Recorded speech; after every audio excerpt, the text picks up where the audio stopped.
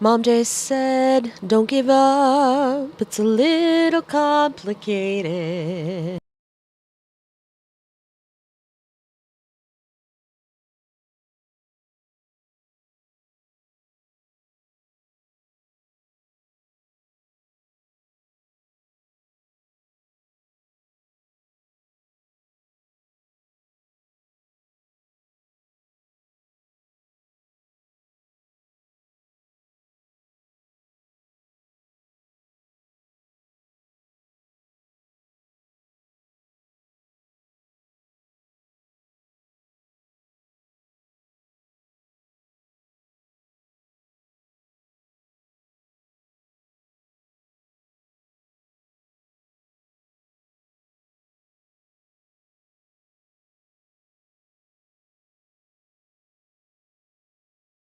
Mom just said, don't give up, it's a little complicated.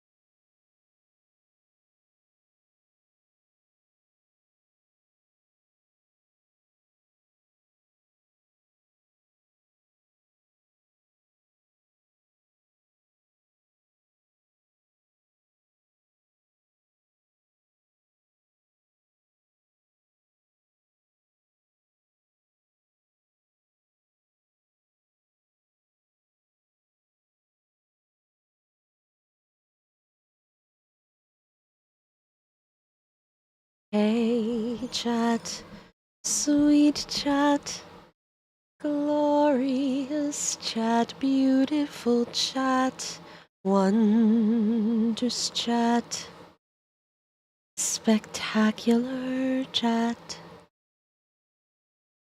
Firefly, firefly, lit up the sky in first today.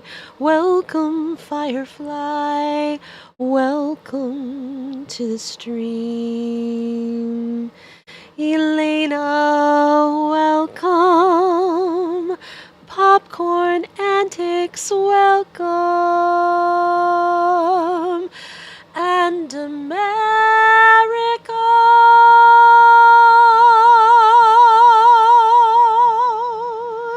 welcome to the stream. Welcome, Sin, welcome in. Welcome, Moonlit Umbrian Trainer. Welcome, Sidious-san, dear Sidious-san, and Yeppers Peppers too, and Mom J lurking sweetly in the background. Welcome to the stream. Welcome, welcome, welcome, friends. How are you doing this morning? It is nice to be back. Elena building up that streak again. Oh my goodness. Back at 30 after losing the streak, I think. How is everybody doing?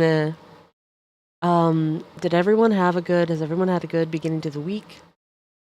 I was not here on Monday. I was in New York City doing an event, which I'll tell you guys all about. It was really great. Really, really just lovely, and it was a great day overall. Though it was an incredibly long day, and we got home well after 1 in the morning. I'm a 9 p.m. bedtime person, so I was dead the entire next day.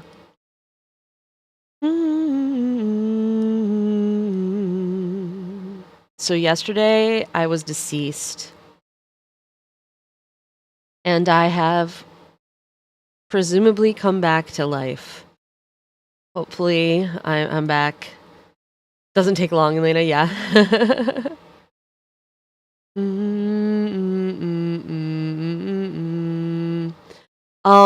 How is everybody? How are you all doing? Wait, I have a bunch of shout outs to do. So let me start at the beginning. Let me start from the beginning here.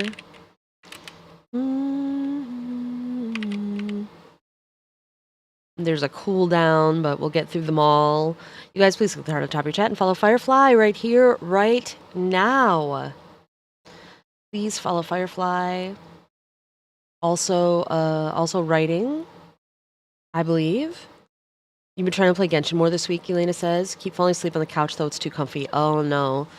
So you have to, like, sit on, like, an upright wooden chair or something to play. Or something like that. 1, 2, 3, 4, 5. I need to play Genshin because I need to do that event, that Fontaine event. I've been avoiding it because I know I'm not going to like the event. And I know I'll like the story, but I keep avoiding it. But I need to get going. Yesterday I was deceased, and Monday I was, in New York the whole day. So working a short story series, Popcorn. Funnily, the main character happens to be a cat. Amazing! Will you prove? Moonlit says, me who started playing Arknights to Enfield for a man. I see, Moonlit. Oh my goodness.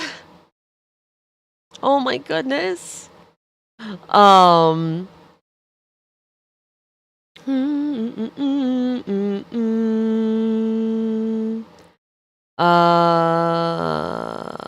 Let's see.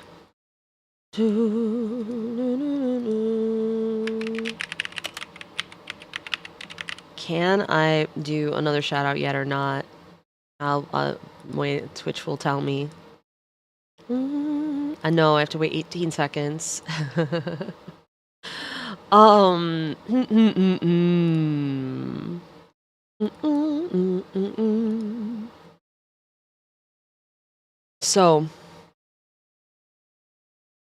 So friends,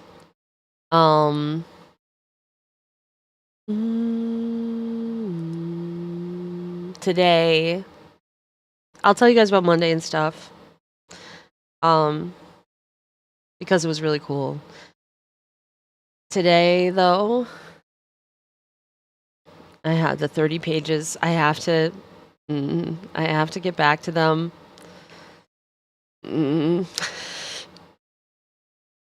ADHD says no.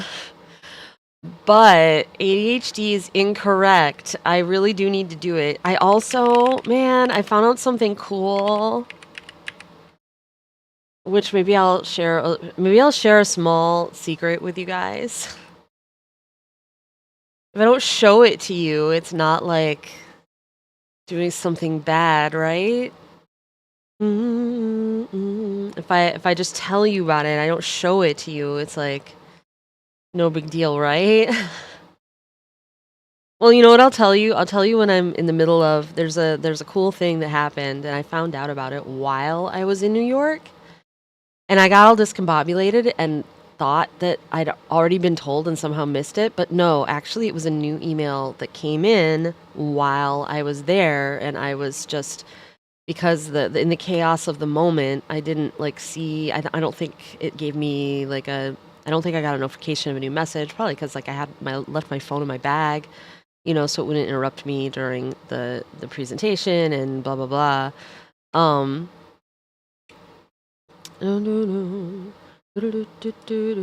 You normally don't fall for vampires, but you have this time is the implication, Moonlit. Is that what I'm hearing?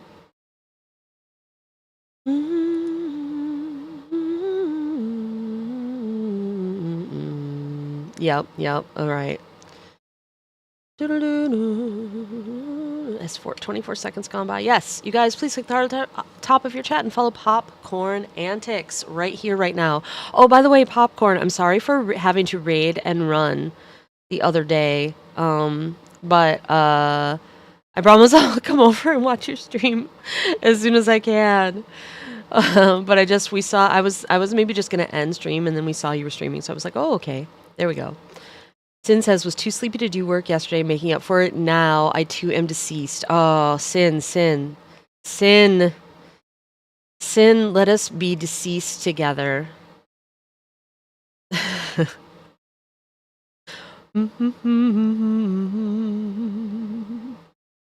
We will bond in this moment. That's what we'll do. Oh, it was more like popcorn. It was more my spouse was already up, so what happened? So since you're new to the stream, you maybe don't even know this. Like, I stream early in the morning because my spouse and I have different sleeping schedules, and he goes to bed like pretty late, and I get up very early. And I'm streaming from our living room, like the common space, because it's the only place I can do this from. And typically I do not continue after he gets up. When he gets up, I end stream. And he was up, and I didn't realize he was up, and so he was already like in the kitchen, like, which is the same room. It's all one room, the kitchen and the living room. He was already here, and so I had stuff that we needed to talk about because we were traveling the next day, and so I couldn't stick around, but so it wasn't even like to take care of myself after stream. It was literally just like I had to run.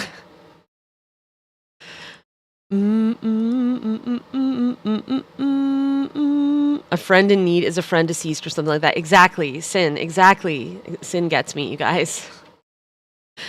Please click the heart at the top of your chat and follow the amazing Saint Cinna right here, right now. Right now. Of course, popcorn.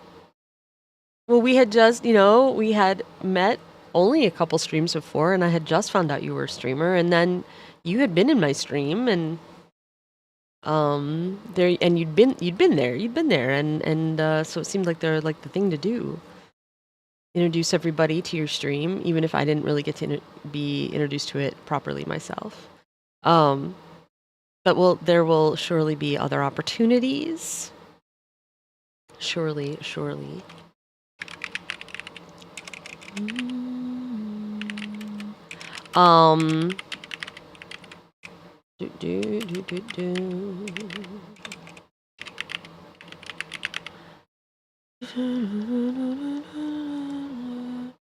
So wait a minute, let me refresh this. What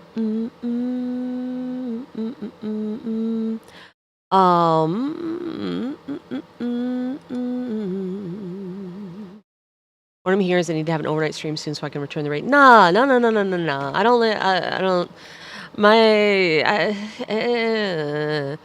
Like things like that. Like, they don't have to be reciprocal. Like, it's no big deal. Like, really. You should sleep. Teasing me. Yeah. I don't need my relationships with people to be transactional like that. Oh, coffee tastes good this morning. Coffee is my friend. Coffee. Thank you for existing. I do feel still a little deceased. I will say, you guys, I do see that.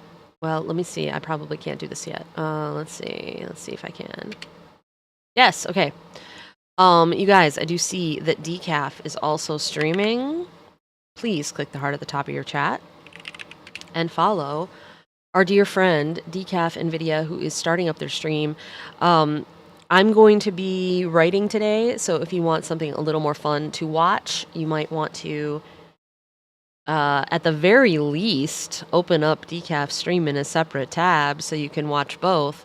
But you might just want to go over there because I think they're going to be playing games. Caught onto your plan? Well, I know you quite well, Decaf, at this point, I feel. I mean, can we truly ever know another person fully? Probably not. But I feel like I do know Decaf relatively well. We've been friends a long time now, and yeah, I did kind of low key catch onto your scheme. Decaf was definitely lurking in here and planning to shout themselves out during the ad break. So that's how it normally goes. So I needed to take care of that. Or I needed to be proactive, friends. When I saw that Decaf was streaming, I assumed that this was what was going to occur. Anyway, Decaf is playing Sucker for Love First Date today on stream, and so if that sounds like fun to you guys, that might be the stream you want to prioritize this morning, because I'm going to be writing. But first I will tell you guys all about Monday, because it was so much fun. It was so much fun. Okay, so Monday, I took the train very early in the morning. Oh, there were travel shenanigans as well. So Mr. GSC and I were going to New York. Mr. GSC was just coming with me, like, to take the trip, keep me company on the trip, and enjoy the city, and meet up with MNC, who you may know as our fake children, our adoptive children.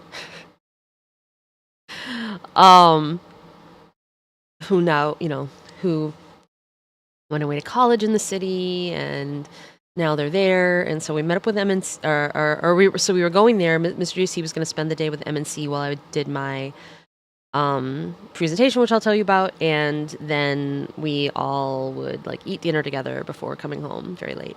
So we got up very early in the morning. Our transportation was in two parts on the way there. It technically was operated by Amtrak, booked through Amtrak, but they're doing work on the tracks on the tracks between Springfield and New Haven. So the first leg of the trip was actually on a bus that was operated by Peter Pan, even though it was through Amtrak, and our Amtrak conductor was on the bus with us. So our first leg of the trip was a bus, and the bus got stuck going around a corner. We were in, I want to say, Meriden, Connecticut. And the bus driver made a left turn onto a kind of narrow uphill street. And what apparently happened is one of the rear wheels went up on the curb, and the other one was not touching the ground. And at that point, we could no longer move. We were stuck in this position trying to go around a corner and could no longer move. And it was, so I'm in there, I'm sitting on the bus quietly panicking that we're going to miss our train, and I'm going to miss I'm not going to make it to my presentation, because the bus, it wasn't moving at all. The bus driver was calling for assistance, but nothing was happening.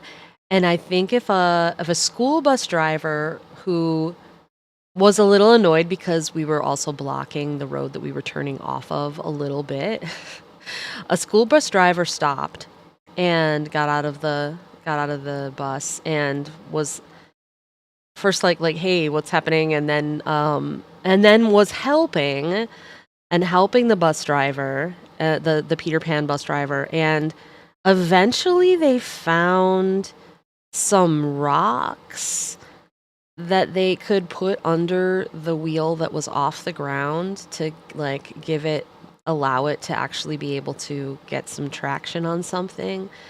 And we did move again. We were late, but they held the train for us in New Haven. Amtrak held the train for the people on the bus. The school bus driver has gotten stuck in that same curb before. It could be. But it was very nearly a disaster, and I feel like if the school bus driver hadn't shown up, we would still have been there by the time I was doing my presentation. Like, or Mr. GSC and I would have had to, like, I don't know, get off the bus and call an Uber or something to try to get to our train in New Haven, like something. Like, it was bad. It was a bad situation. It was so bad. And it was apparently, so I guess this bus driver hadn't taken this route before. It was like a shorter route for the places where they had to stop along the way, because we were going to like several different like smaller stations to pick up people on the way to New Haven. But that was something. So we started off the day with a travel mishap, which turned out to be okay in the end. And when we got to New Haven too, they didn't tell us where to go. Like, nobody told us where to go. And so Mr. GSC and I are running around the terminal. Our train wasn't listed anymore because it was supposed to have already departed. And I was like, oh my God, I don't know where to go. We don't know what to do. We're going to miss our train, because even if they held it for us, nobody knows where it is. Where finally we just went to the place where the train tracks were, like it's got to be one of these. And we were running, and then there was some announcement like saying it was track 4, so we're all starting to run back to track 4. And then another guy, this guy had been on the bus with us all, is running along and is like, I think they screwed up. I think it's track 1. I think they messed it up and it's track 1. Because there was nothing on track 4. So we're all running to track 1. I don't know how he knew. And so I'm running back. I'm like yelling at people I find, track 1, it's track 1, it's track 1. So we all run. We go to track 1. There it is. And they're like, oh, are you guys from the bus? We're like, yes. So we get to our places. They were holding the train for us, but they also somehow the train station told us the wrong track. But through all that, we did get there, and we got to the city, and Mr. GSC met up with C for lunch. I took the subway up to try to grab something closer to where my presentation was, which was at Symphony Space, which is at 95th and Broadway in New York. So I took the subway up there, and I met up with M. M met me and hung out with me for a little bit while I was eating, and we chatted a bit before M went down to meet Mr. GSC and C. So we each had a twin with us for when we first got in. So then time came around for my thing, and C took off, or M took off. All right, there's an ad break coming in 3 minutes. I don't think I can tell this whole story about everything in 3 minutes, but I'll try, and then I will stop for the ad break if you guys are stuck behind ads. So let me know when you're stuck behind ads if I don't notice. So I was in the city to go and talk to a bunch of 12 to 14-year-olds at a thing called Talia Kids Book Club Camp. It's a day camp at Symphony Space in the city and in the summer. And it's 2 weeks long. The first week is for 9 to 11-year-olds. The second week is 12 to 14s. And I was there to talk to the 12 to 14s. So it was a group full of 12 to 14-year-olds, about 20 of them. And they, like, every day they do activities that are about, like, writing. It's a book club camp. So they do stuff about books. They read books. They get the books ahead of time and they read them. And then they meet authors every day. They meet a new author. And the author, in this case, it was me. I was the very first one for the week. They were like, so it was all new campers, some repeat campers, but it was like their first day. It was their first day at the book club camp. And they had read my book. All the kids had read my book. And I talked to them about me, about like how I got into writing, about like all the careers I'd had. I talked about my experiences in publishing, my experiences writing the book. And they asked me questions and stuff. We had a question and answer, and I also divulged some secrets to them about book 2 because they were very excited about that. And I actually found out a secret about book 2 while I was there. So we're sitting there, and I'm like these kids. I decided to share something with them that I wasn't allowed to share like in public at all. But I was like, these kids, like their phones, they're not allowed to have their phones in the camp. So they're all like, in lockers or something like during the camp. And so there was nobody, they couldn't do anything. They couldn't like, take pictures of things they weren't supposed to. So I decided to share with them the cover of book 2, which has not been revealed. But I had it. I'd seen it. And so I'm like, you guys want to see it? And they were really excited. And so I went to my backpack to get my iPad because, I wanted them to be able to like see it kind of big-ish since there was a like group of them crowding around. So I went and got my iPad, and I'm like trying to get like I can't like get the attachments, and like I'm trying to get on the Wi-Fi at Symphony Space, and they're giving me the Wi-Fi thing, and finally I get it, and I noticed something in this email that is the thread about the cover that I'd never noticed before, that there was a picture of the cover, and then next to it was another thing, and it was labeled, the file was Sprayed Edges with the title of the book. And I was like, what? Wait, what? Like, I didn't... Oh, wait, the ad break is in progress. Wait, are you guys missing my exciting story with the secret in it? Are you guys stuck behind the ads? Okay. Ha ha ha ha ha ha. Just as I got to the secret. Oh my god. I'll wait. Turbo Cruise, mwahaha. Yes, that's me too, Popcorn. I also have Twitch Turbo. But I will wait the 50 seconds that are left in this ad break. I'll wait for folks to get back to tell the secret, because I think they already missed the secret. I think I said the ads had started just as I was saying the secret.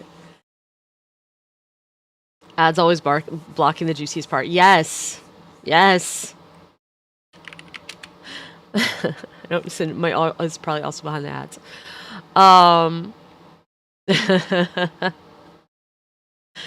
In a moment we'll get there. It's 16 seconds, and I'll share you guys. So I got this. Yeah.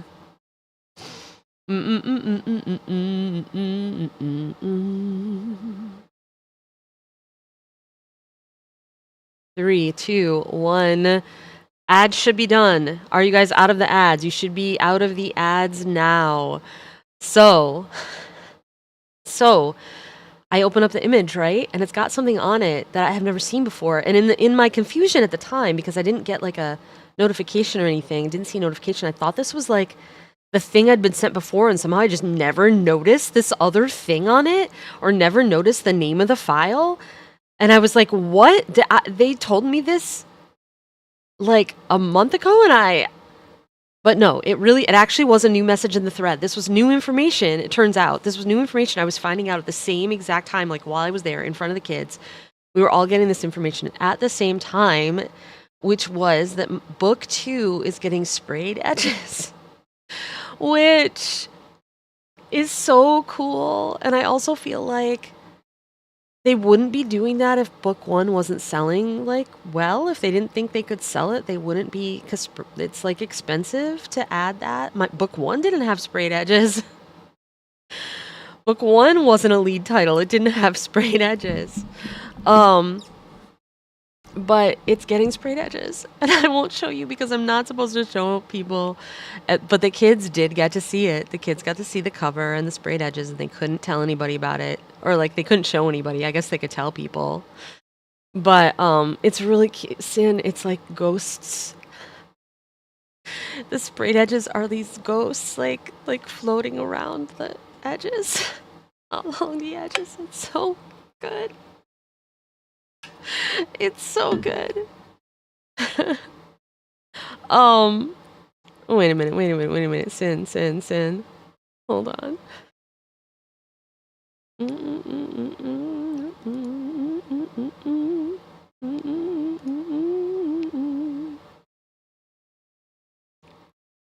I've been friends with Sin a long time, and I'm gonna send a secret DM that has nothing to do with this, obviously. Obviously. La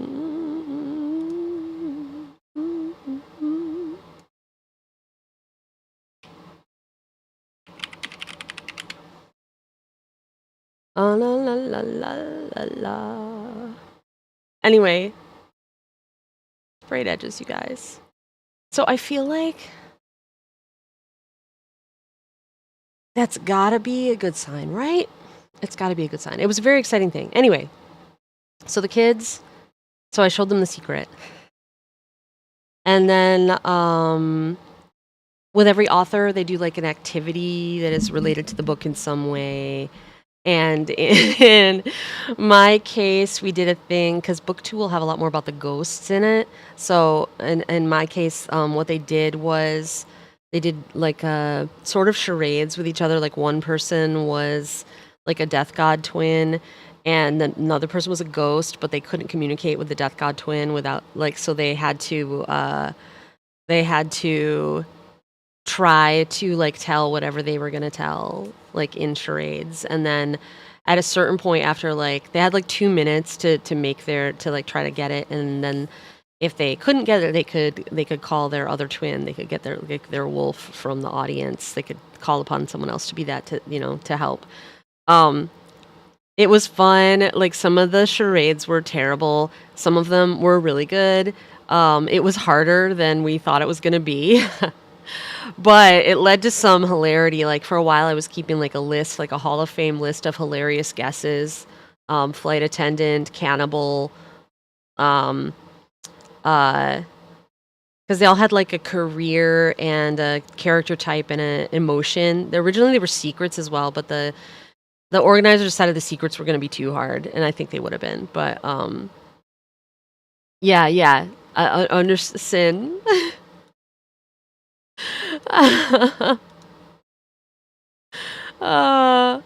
But anyway. So we did the activity, and then I signed all their books. I did a signing. They like got out a table and had my pens, and the kids all came up with their books one by one, like and stood in a line like they were at a regular signing, and I signed each of their books, and I was glad that most of them were wearing name tags. But a lot of times if you do a signing at a store, they will give you each book they'll give you like post-it notes with the names spelled on them, so you don't have to like worry about it. But yes, the kids mostly were wearing name tags. Sometimes I had to ask them what their name was and how they spelled it. But it was very fun. It was so heartening. The kids were amazing. They asked great questions about the book, about publishing, about what it was like to write it, about certain things. There were a lot of Sam fans. There was one person who was like really a big Sam fan, and their first question, this kid asked a ton of questions. This kid's name was Gray, and they asked a ton of questions. But they were especially, their first question was what was the inspiration for the character of Sam?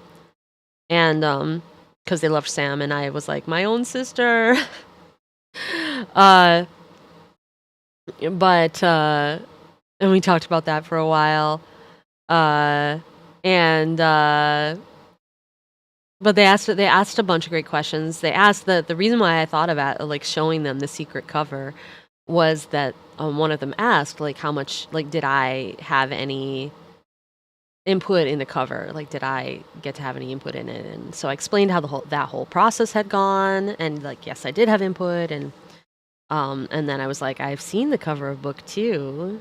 Do you guys want to see it? It hasn't been revealed. It's super secret. You can't tell. You can't like show anybody. And um, they were making jokes, and then that's when I found out they didn't even have their phones. They weren't allowed to have their phones in there, so it was a totally safe place to do that. So that was great.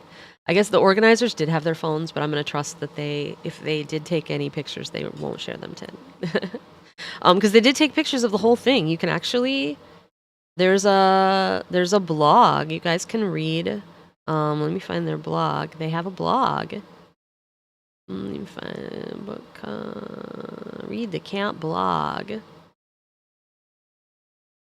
There's the stuff up from yesterday's thing as well, but here is the blog entry about my visit. There's pictures in there. It also has like all of like the activities the kids did during the day before I got there, and their lunch hour, and but then there's pictures of me talking to them, pictures of me signing the books for them and stuff like that. And I brought along some extra swag that I had left over from the pre-order campaign. And there's a group photo. There were group photos of us together. And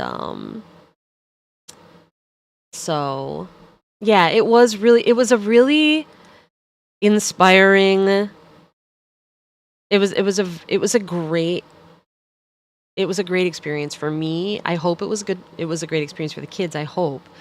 It was a really great experience for me to like meet a bunch of kids, like, because mostly the people who talk to me about my book are adults. Like, and they're not who I wrote the book for. They're not who it's for at all, but that's who's mostly like talking about the book online, reviewing it, blah, blah, blah, etc. And that's mostly like there weren't teenagers at my book events, my launch events, except for like one who was an intern at the library, where I had one of my events. I don't think like that, like it was so it's mostly adults I've interacted with since the release of my book. And so this is actually an experience where I got to talk to kids. It was 4, and we did talk about some serious topics. Like, we talked about how difficult it was for me to get this book published. Some of the things that I thought made it especially difficult. How my own journey in publishing changed for the better when my agent dropped me, and I ended up with a new agent who also is non-binary and trans, and how my editor is also non-binary. Like the editor that finally like acquired the book was non-binary. And so we talked about how marginalized authors, and especially authors with multiple marginalizations, like more than what I have, struggle more in publishing, and that part of it is we need more people. We need a more diverse population in publishing, like at the decision making level. Like, we need more editors who, yeah, representation matters, and it matters on all levels, like not just in like we often will say representation matters. Like, it matters that books are out so the kids can see themselves in the books. Like, kids can see themselves as the heroes in books. In a country like the one that I live in, where there is such a horrible, like just truly horrifying history of white supremacy and like white supremacist sentiment, that has had a resurgence under the current administration. And it's especially for Black authors and like any non-white authors, but like I feel like even like there can be anti-blackness even in populations you wouldn't think necessarily. And these things like pervade publishing from the top down, like the people making the decisions about money. It's getting somewhat more diverse in every way.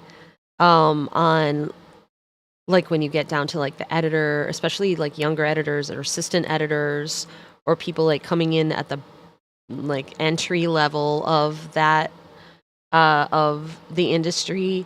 And it's getting more diverse amongst agents. Like my agency, I know, has like really taken steps to make sure there's like diversity among the agents, but it's one of those things where there are more hurdles often for people with various marginalizations to getting into publishing, which is an industry that underpays people. Expects like a lot of work and underpays, and most of the ways to get into it involve unpaid internships.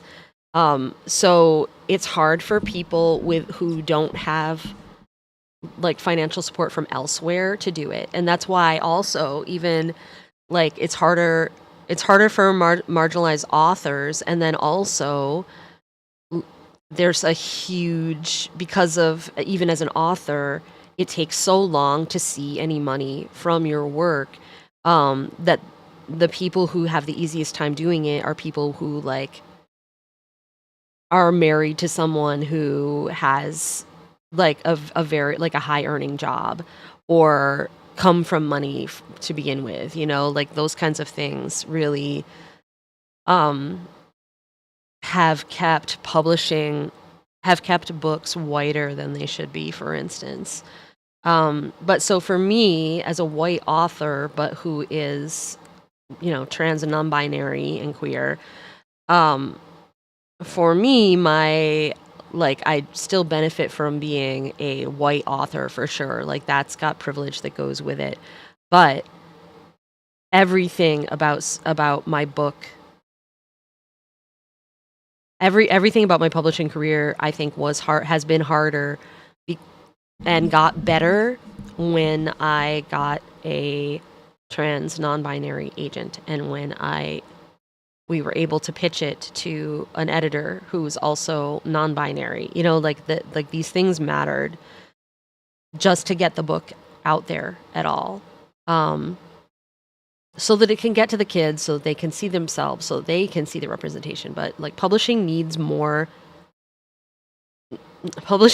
diversity, and in every way. And people with multiple marginalizations, it's like harder and harder with everyone. Having someone who understands like truly gets it helps so much. Yes, and like my original agent, I think like is great. Like she's great. She like I chose her because she has sold so many books. Like she's really good at her job. But her assistant, who is my agent now, her assistant is the one who pulled my query out of her inbox and said, "You have to read this." Her assistant is the one who I felt like really was able to help me editorially on the book, really got it, really got things about it, and was helping her, I think, understand things about it. But it makes such a difference when the person you're working with the most closely like that, like really understands. And so like I have like my editor now is so great. um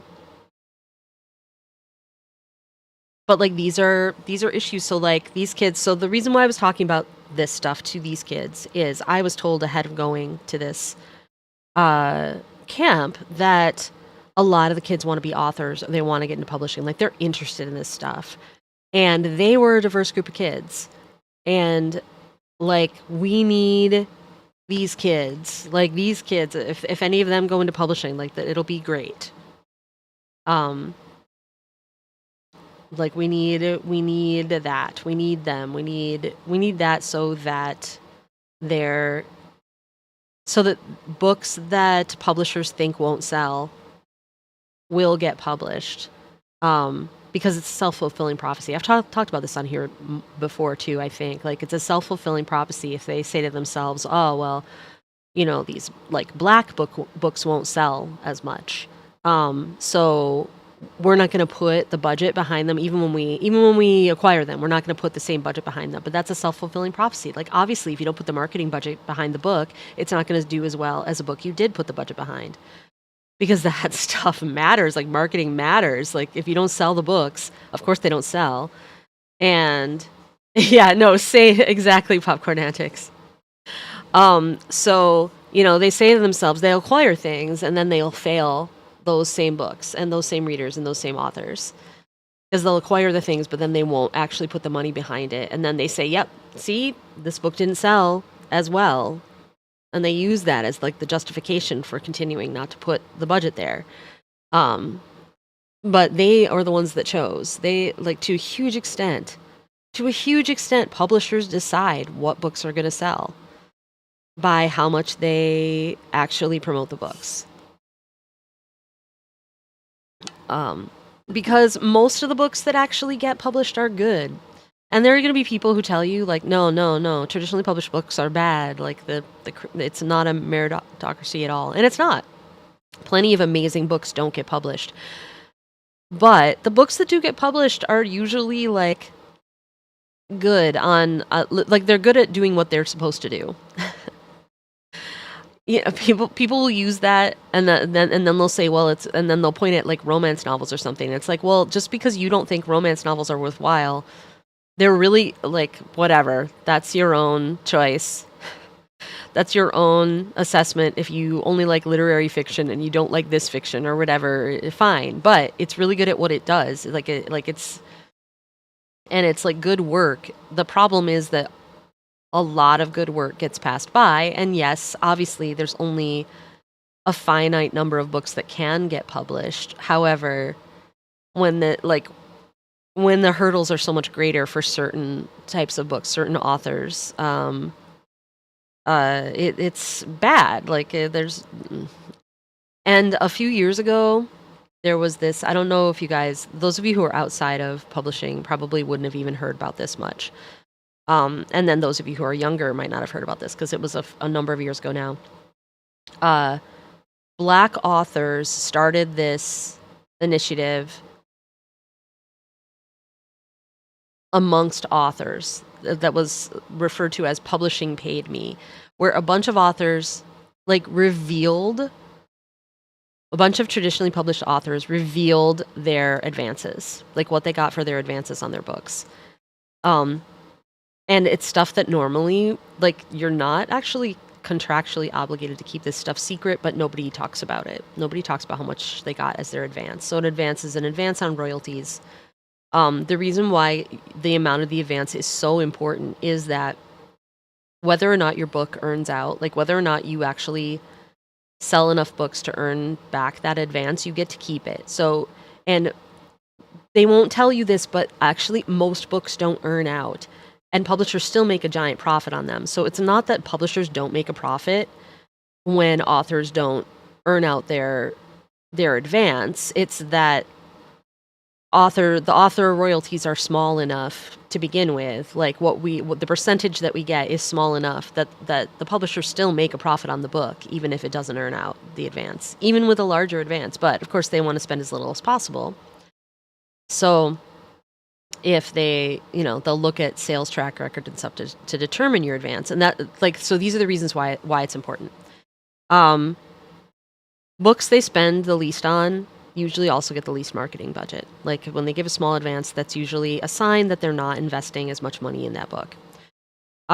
Books that don't earn out, the advance is all the author will ever get for it.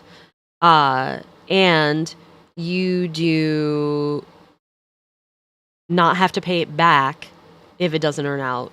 There's people have been trying to spread misinformation like that on like threads and stuff. It's not true. Your book doesn't earn out unless you didn't fulfill your part of the contract somehow.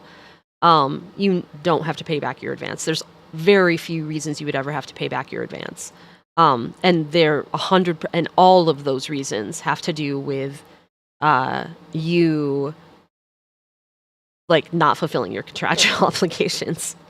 Sometimes even then you get to keep it depending on the circumstances. But like even if your book was canceled, like you might still get to keep your advance depending on the circumstances specifically surrounding it. But so you get to keep the advance. So that's like pay. That is pay that you get to keep. You don't get any more until you earn it out, but you get to keep it. And publishers look at like how much your book earned. They look at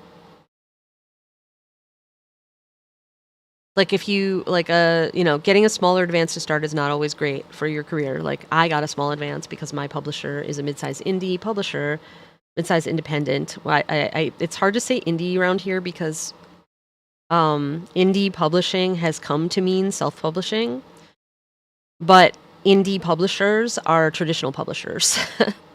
My publisher is a mid-size indie with Big 5 distribution, which for me in a lot of ways is the sweet spot. And I was telling the kids about that too. Like it's the sweet spot because you get all the individual attention of an independent publisher plus the distribution of a Big 5. However, the advances are small because they don't have the kind of money that like a Big 5 has. Like they don't. So, I had a smaller advance, but when they did that publishing paid me thing, across the board, you could see that white authors were getting higher advances for similarly positioned books. White authors were receiving larger advances than black authors were. And that was the point of the thing. Like you could just see it across the board. And publishing pretended to take notice. They were like, we must do something about this historic inequity. And for a while, they made a move towards like hiring black editors to like run imprints and things like that to try to like kind of counteract the bias that was built into the industry, to try to change things. And everybody was like, well, I don't know. I think black authors knew it wouldn't be real. It wouldn't stay. And so they made these new hires. Then, in the past couple of years, they've been like, since the pandemic, they've even though they're making plenty of money, like record profits and things, publishers, they started getting rid of imprints or getting rid of editors and stuff. And guess who got cut? Guess who they were firing? Guess who they were letting go? All the black editors that they had hired when they were pretending to care about bias, when they were pretending to care about racism, institutional racism in their institutions. Yeah, exactly, Sin. So, and like, black authors are like, yeah, well, we knew this is where it was going to go. Like, no, we didn't trust it. We didn't believe it. And white authors were all like, oh my God, we can't believe it. They're like, if you can't believe it, it's just because you haven't been living this your whole life. And they're not wrong. Got rid of the token gang. Yeah. Yeah. So, and the reason why I'm talking about this, even though I am a white author, is because if I'm going to talk about the difficulties that I have as a non-binary author, I have to acknowledge that even though it is really bad for me, it is not as bad for me as it is still for some other people. And imagine authors who are black and non-binary and disabled, and like there's all sorts of marginalizations that make it difficult to get your book published because publishers don't want to put money behind these books. If they don't believe it's because they've been delusionally living in privilege. No, for sure. And like I think I think a lot of times people, when they say they don't believe it, they don't actually mean they don't believe it. They mean that's horrible, and expressing disbelief is like a way of like expressing how horrible that is. Like, oh my God, I don't believe it. Oftentimes I think doesn't literally mean I don't believe it. Like, I didn't think this could possibly happen. But I think sometimes it means it horrifies me that this happened, and I'm Because you can be shocked and stunned by something even if you're not surprised in a way. Like something can feel shocking even if it's not a surprise. And I think that's like a weird thing that no. Sin, don't worry. No, I think there's a combo of things. I think some people who say I don't believe it, that's not what they really mean. But some people do. Like for some people I think they really were absolutely shocked and like they they didn't expect that to happen. Like they just like truly didn't. Or might have, even if they aren't surprised. Like I would say for me as a person with white privilege, I wasn't shocked that this happened, but I had probably been more optimistic about it being real than Black authors were. And they were right. They were the ones who were right. Like I'd probably been more optimistic about things turning around in publishing than was warranted. Um so even though as soon as it happened, like my reaction, just like everybody else's here, is like, oh yeah, of course that's what they did. Of course that's what they did.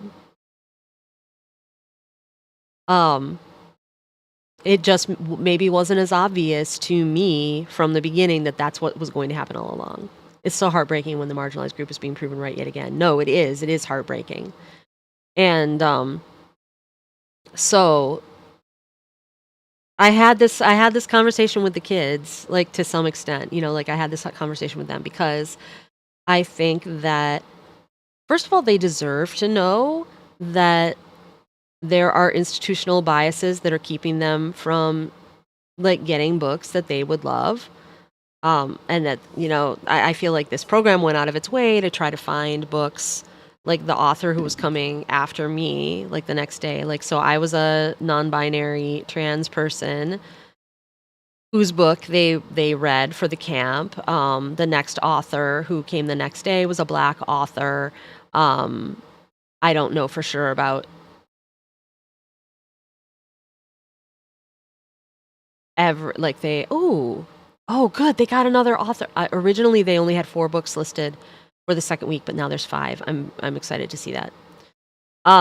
Yay. Or maybe it was only 4 books in I think it was only 4 books in week 1 because one of the authors had an emergency and couldn't come. One of the authors had an emergency come up and couldn't be there. So yeah, so they were meeting an author every day. It was me. The next author was a Black author. I don't know about the rest of the authors that are coming up after.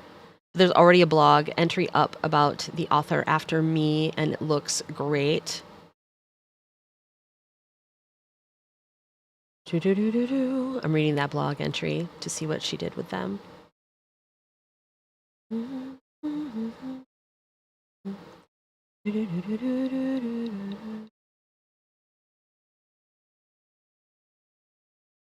Oh, I love the writing thing they did in the morning.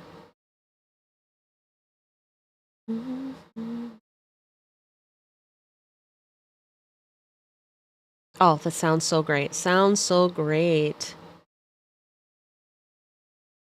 And she did poetry exercise with them. That sounds really fun. And then they did a field trip. That's very cool.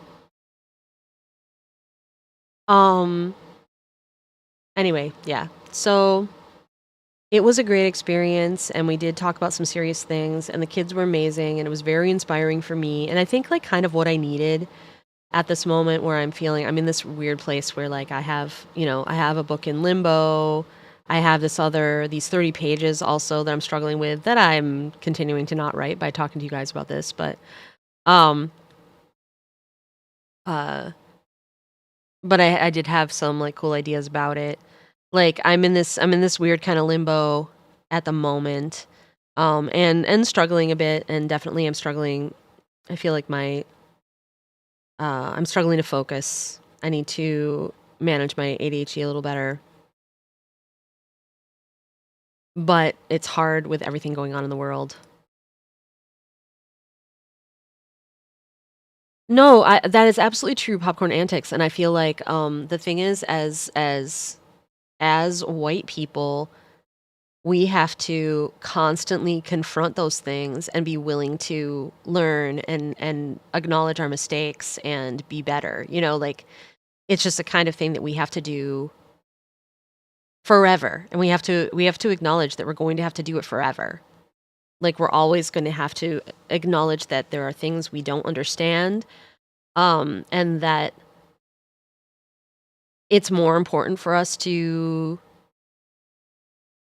feel empathy than to have things explained to us. You know, like it's more important for us to listen and acknowledge other people's and just like trust the lived experience of others. And we can, like somebody like me, like I can look at that and make an easy correlation in my own brain with like that's how I would like cis people to interact with me, is to understand that they probably can't understand what my life has been like, and what dysphoria feels like, what gender dysphoria feels like, that they can't understand it, but instead of trying, like constantly trying to make me explain it, just trust my lived experience. And like, so I think that's like it's a thing where I can make the connection to understanding where the disconnect is, at least because I experience it in my own life in a different way. And that can be, you know, it can be hard for people to understand things outside their own experience, and it can be hard. People, especially like white people in the United States, aren't really raised to think about those things in a lot of, like, most of the time. Many white people are not raised to think about that at all, and to consider their own privilege, um, and so it's something that we have to like learn forever. You don't have to understand what someone experiences to trust that it affects them and act accordingly. Yes, exactly, Sin. Exactly. You just have to trust that they're sincerely, what they're so sincerely telling you is true. It's just true. And yeah. And so part of my something, I do also, by the way, Sin was like saying earlier, like, sorry, I tend to take things literally. I do too, Sin. Um, the the autism part of my ADHD does tend to take things literally, and also I can have difficulty figuring out how to relate to things when I can't, like I can have like it can be a challenge for me to organize things properly in my mind, or get a sense of something if I can't relate it to something that I already understand. Um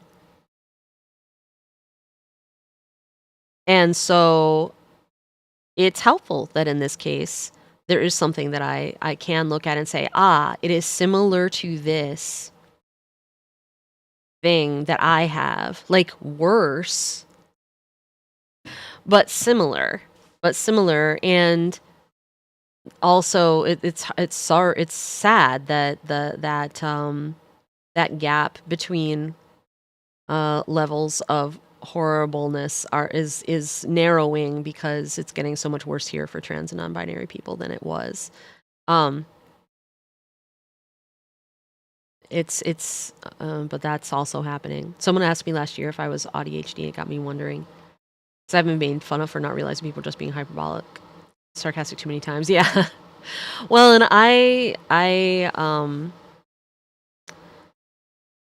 man, there's so much I can look back at. Yeah. Yeah.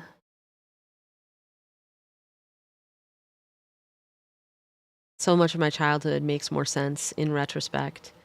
Um, and it wasn't like I didn't have a horrible childhood, but all the things that were just felt so incongruent make sense for all these things: ADHD, autism, gender dysphoria. They all get wrapped together. I also have a semi-controversial opinion, and I think it's only controversial because of like stigmas, but there are plenty of people who would try to discredit trans and non-binary identities by pointing out how many autistic people are trans and non-binary, and they will claim that they'll use that as a gotcha for the transness. Like, oh, you're not actually, these things aren't real. It's just, you're just autistic and it's part of your, like it's part of, it's just that. Like gender dysphoria isn't real. It's just this. Which is absolutely untrue. So people will use it to make a bad argument. What I think is probably true, and I don't know if there have been studies done on this. There probably have, and I should look them up. What I think is probably true is that it's that autistic people have more difficulty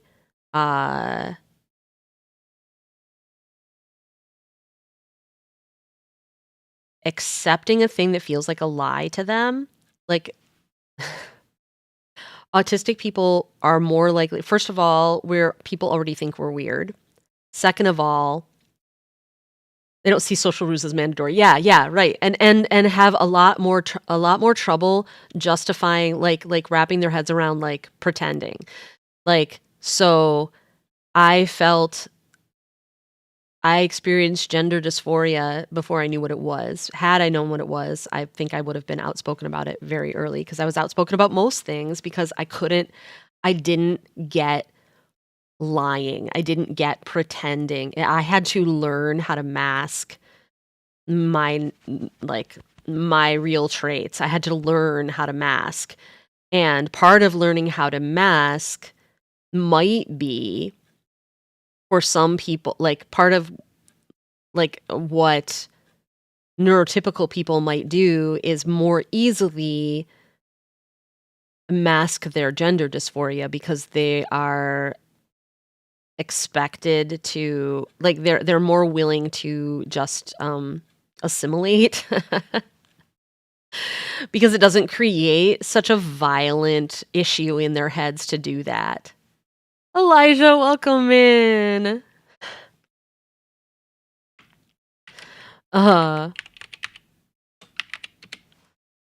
Wait, what did you say? Less than 2 now? Oops. Oh no, less than 2. Wait, less than 2. Oh, less than 2. Oh, I see. Sid was less than 2. Neurotypicals tend to just follow the social script because it's convenient. Right. Well, and it's easier for them. For them, it's easier to take the path of following the social script and not making waves. And for us, it's actually, that's not easy at all. Popcorn says I'm right, and that there is research, and it actually does say that. More willing to consider nonconformity. Yes. And also neurotypical people go to less therapy, less in touch with themselves, true.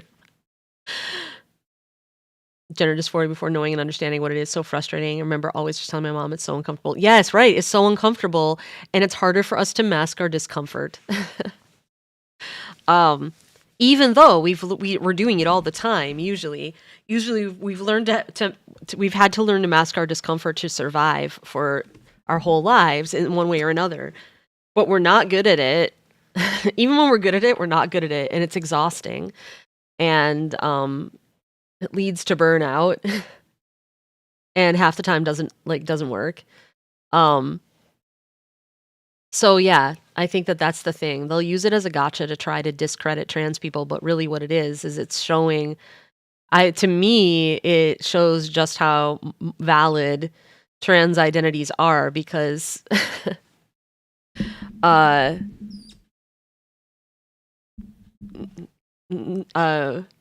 neurodivergent people really have trouble pretending to be something they're not.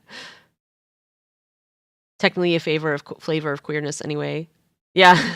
Well, and I do think like if you put it all in, if we stir these things up into a soup, like all these things fall outside the norm of what's expected from us. It's all like social performances and social expectations affect trans people and neurodivergent people the same, or like so it's such a similar type of thing. And so, people who have both are more likely to say so, is all. And it's just harder. It's just harder. I did a terrible job.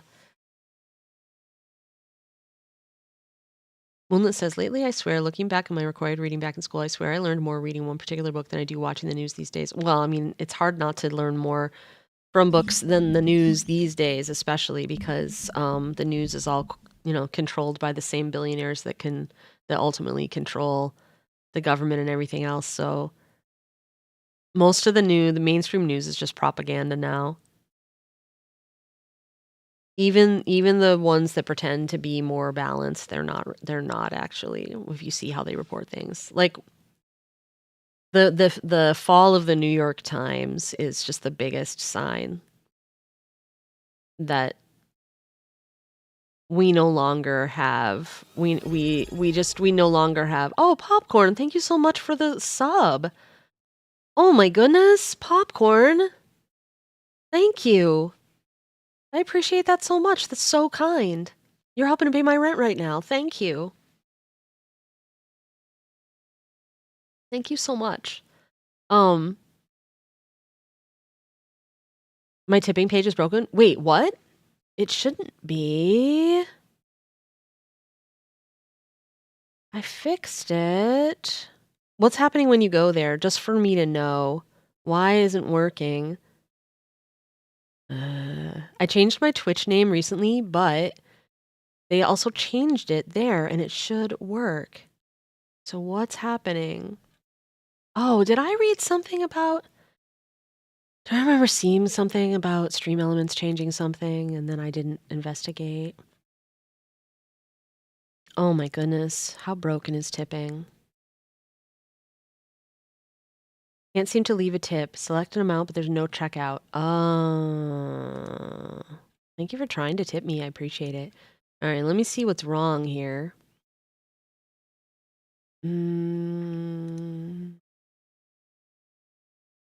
Tipping settings. PayPal.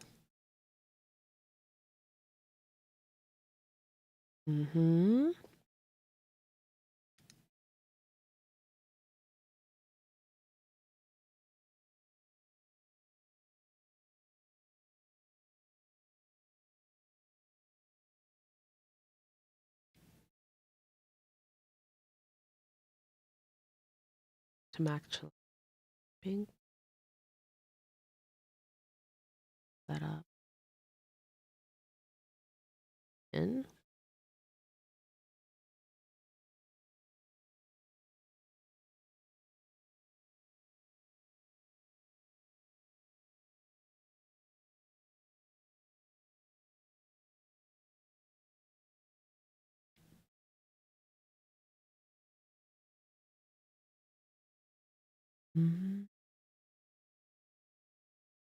Oh, Popcorn Ethics figured out something? Maybe. The link in your description goes to a different... That's what it... It's because I didn't update it there. I updated it in my... I think I updated it in my bot things and then didn't update it on my about because I forgot that it was there. Thank you so much for pointing that out. I'm going to fix it right now. Thank you so much, Popcorn.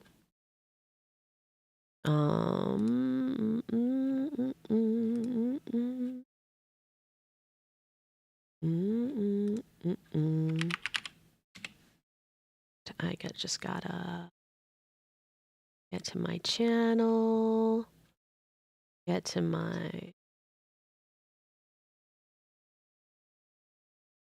link in the description works. Fix it. I gotta fix it. All right, where is it? What panel is it in?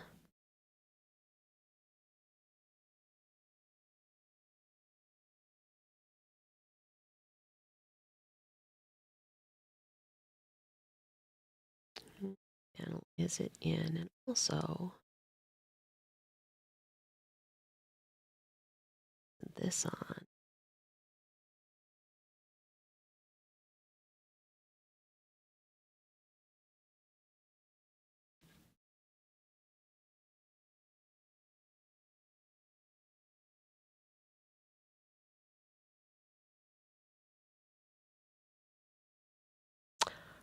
Popcorn Antics, thank you for the tip. Show this 30 pages, who's boss? Yeah, I gotta do that. Yeah, I gotta update the link. I gotta update the link in my about on Twitch somewhere. Donate here. Okay, there it is. I have to find the right panel. Popcorn, thank you. I'm sorry that you ended up subbing when what you really wanted to do was leave a tip. But thank you for both. Appreciate it a lot. Let me find. No, I just gotta find this. JC. Aha! Here's the problem. Yep. It still goes to my old channel name. I recently changed my channel name, and I recently rebranded to my my author name. Okay, I think it should be fixed on the about page now. I don't think I have it anywhere else here. You wanted to sub to? Oh, yeah. Twitch does take a cut, but it is still nice for me. Yeah, I did update my everything on. That's the problem, actually, Sin, is I updated it on Stream Elements, but I didn't update the link that was on my about page on Twitch. I updated it in all my commands, I'm pretty sure. Like my donate commands. Like I think if I have this, it's correct. But on my about page, there was a donate panel, or there was a tipping panel, and it still had the old link with GSC Nation on it.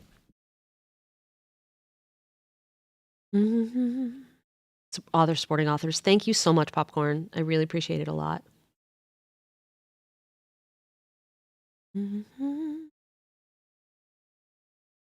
And I should work on the 30 pages. Popcorn is right. Next rebrand will be the Death God Cinematic Universe. No, because I want more books that aren't those books to be. So it's better if it's not the Death God Cinematic Universe. But hello, Twangerine.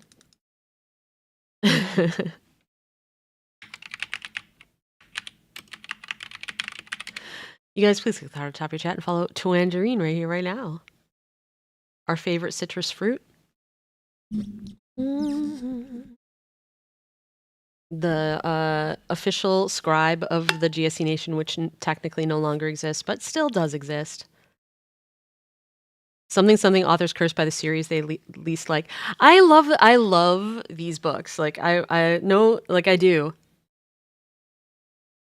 Weird for me, GSC Nation is the page that's working. MJBZ is one that. Wait, what? It's supposed to work because MJBZ is the one that's actually set at Stream Elements. What? Oh my goodness.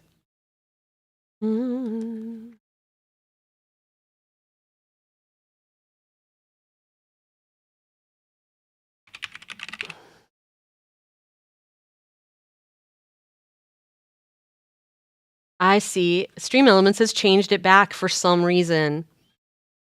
Even though I already changed it to MJBZ.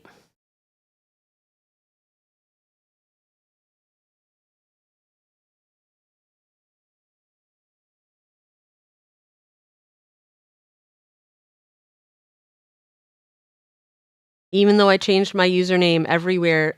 Stream Elements is so bad about this. Stream Elements is actually terrible in this way. All right, so MJBZ is the one that doesn't work. Even though I specifically set it as that and changed all my stuff on Stream Elements.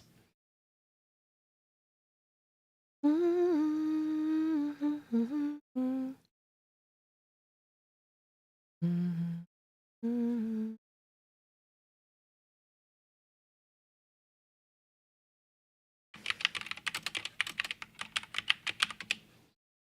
Mm-hmm. Mm-hmm.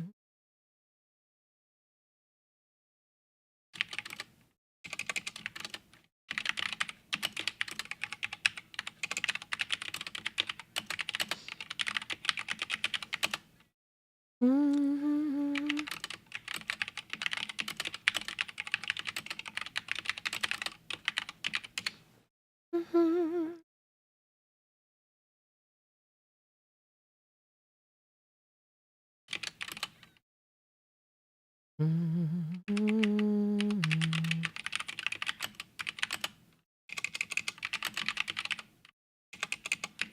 Mm-hmm. Mm-hmm.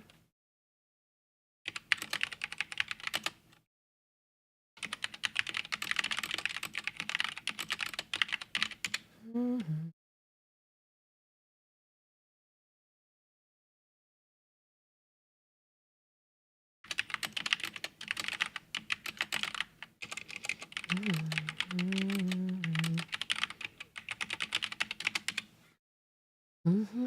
Mm-hmm. Stream Elements chatbot is absolutely useless and also will not tell me how to talk to a person. Mm-hmm. Mm-hmm.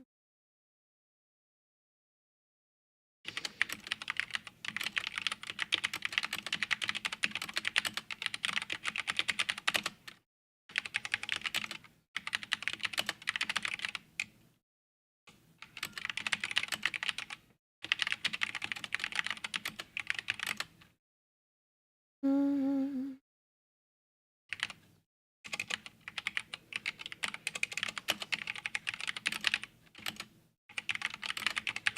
Mm-hmm.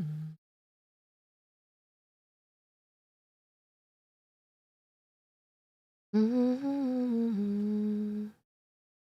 Mm-hmm.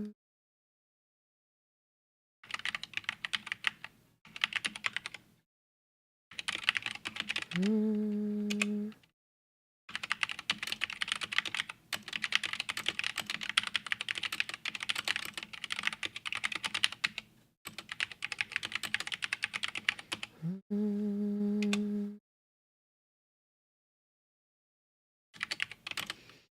Mm-hmm.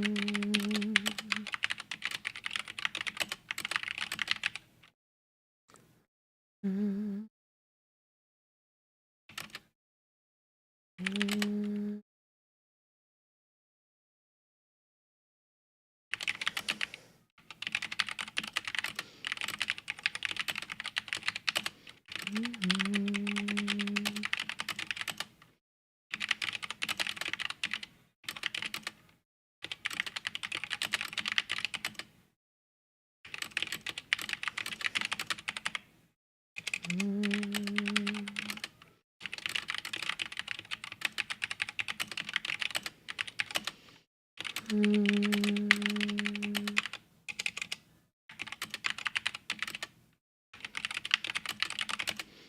Mm-hmm. Mm-hmm.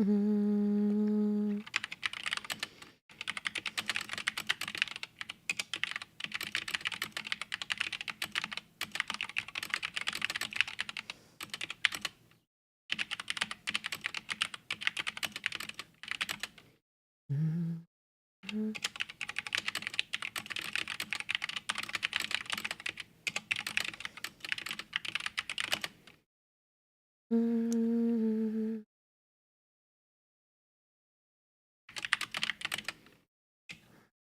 Mm-hmm.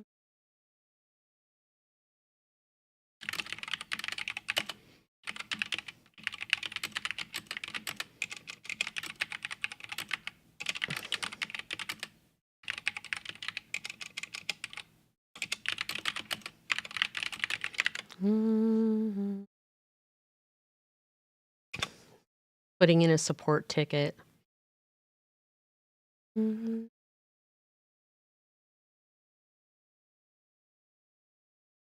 Mm-hmm.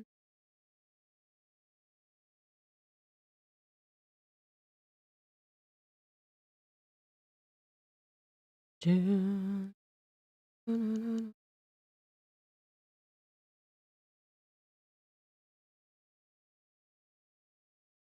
Mhm.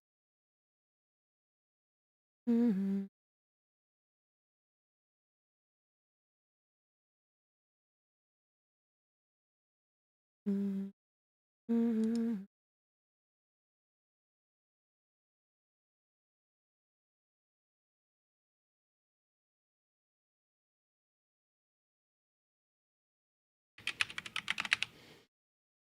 Mhm.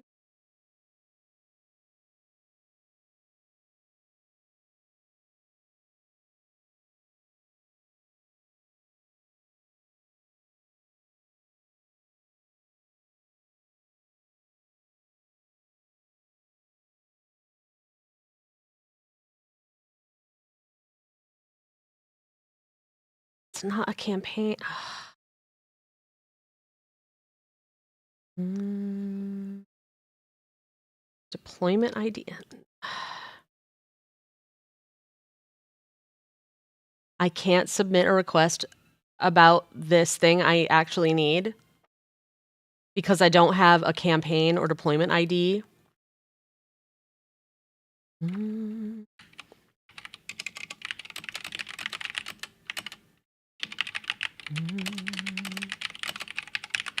Mm. Mm. There, I put in a fake thing. Mm.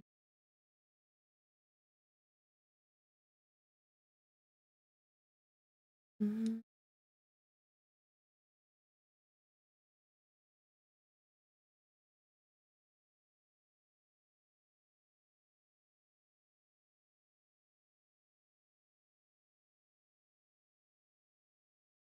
Am I not going to get this email? I'm supposed to get an email that I can click on.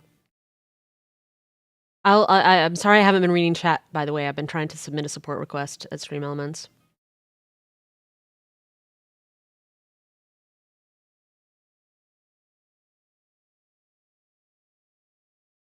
Though I'm not getting the email that I'm supposed to get, which is annoying. Mhm. Mhm.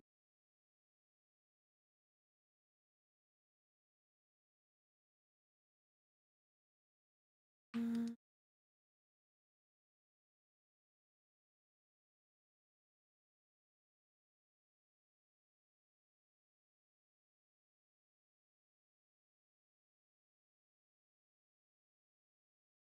Mhm.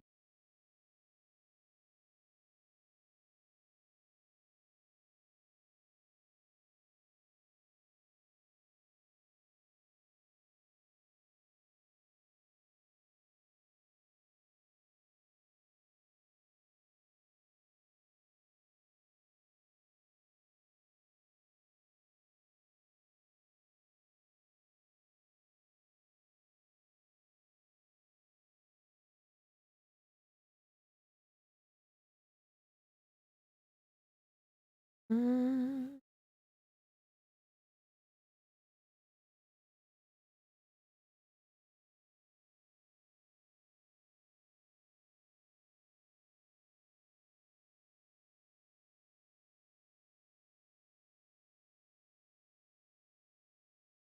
All right, what do we got? Wait, what a minute?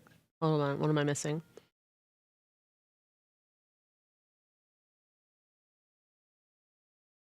I think this is why I'm phasing out Stream Elements from my setup. Stream Elements is, but I found like other bots I found worse. Like it worked for me less well, so which is why I ended up coming back to Stream Elements after trying out like Nightbot and other things. What do you use? One that says, I know subject matter of this particular book is rough, but for me it was still, I hate when I can't think of a word to fit my sentence. Ah, yeah. Mhm. When you bought MJ, can't recommend StreamerBot enough. You don't have to know how to code, just use logic statements. Person who recites poetry or someone intense.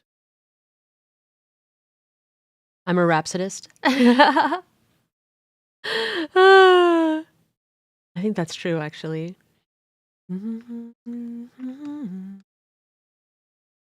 All right. So a big problem is that the link that's supposed to work doesn't work.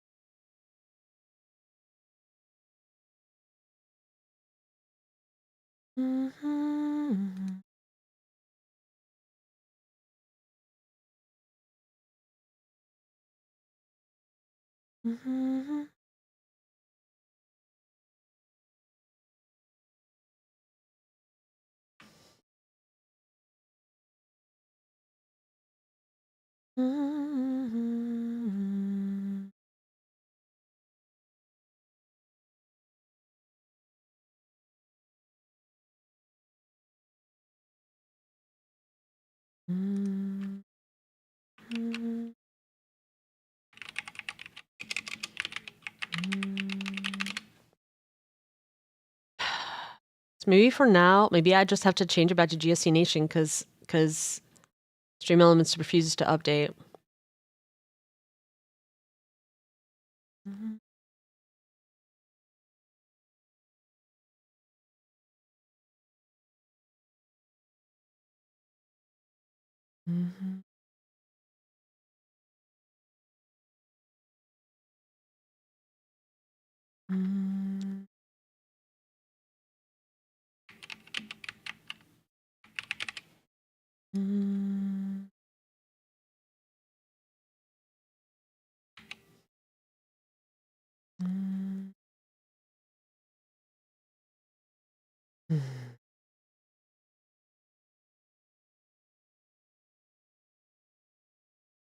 And I can't seem to reach support.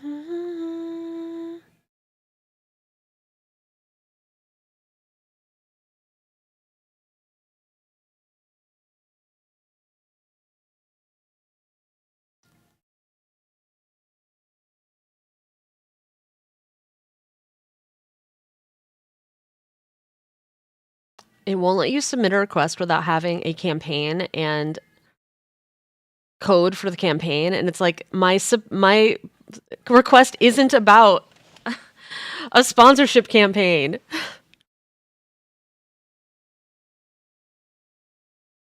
But also I wasn't able to get the email.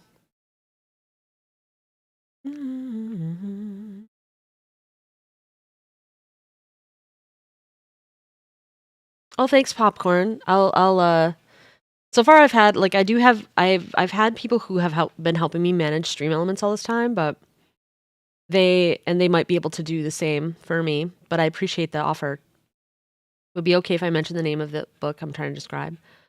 Almost sounds like MJ to me. Mm. Yeah, go ahead and I mean, sure. I guess I don't know what we're getting around to, Moonlit, so.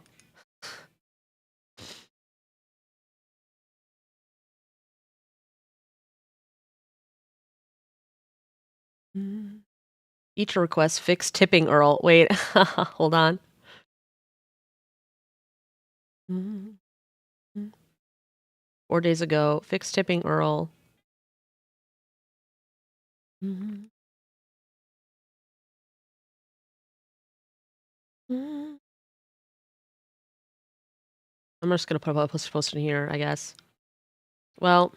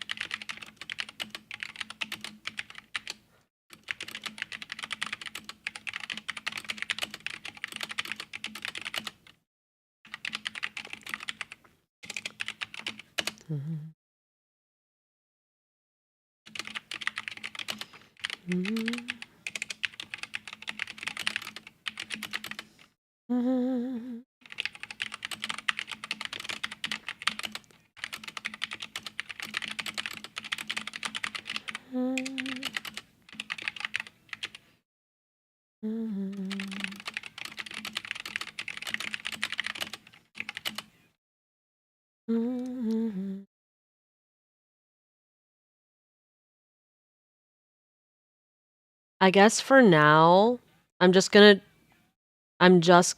change everything back to the old name since it's the one that works, I guess.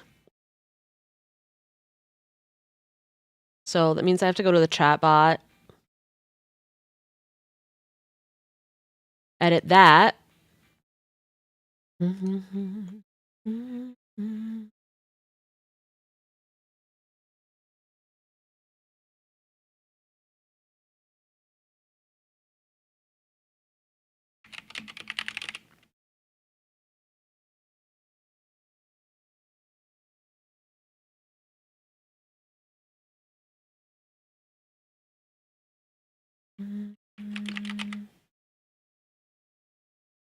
Oh, To Kill a Mockingbird?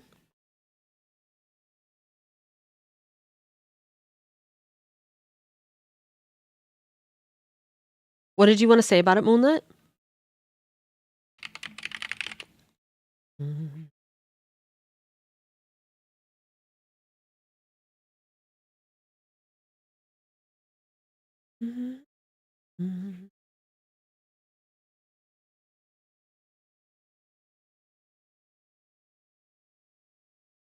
It's one of those painful books that's important to read. All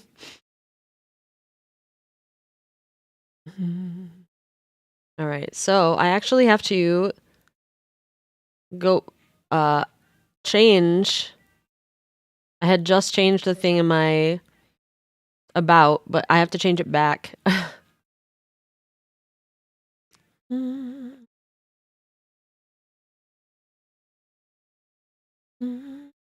At least for now.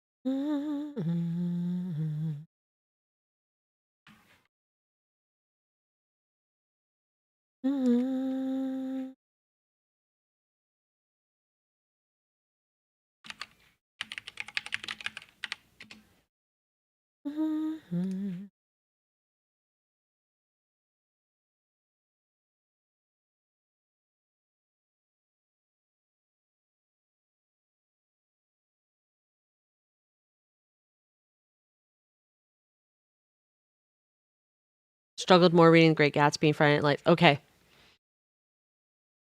I've never read Friday Night Lights.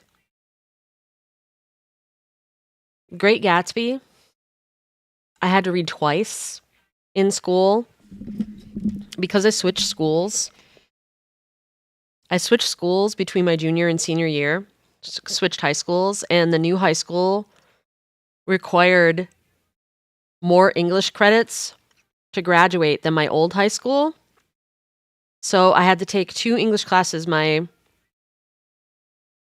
senior year. So I took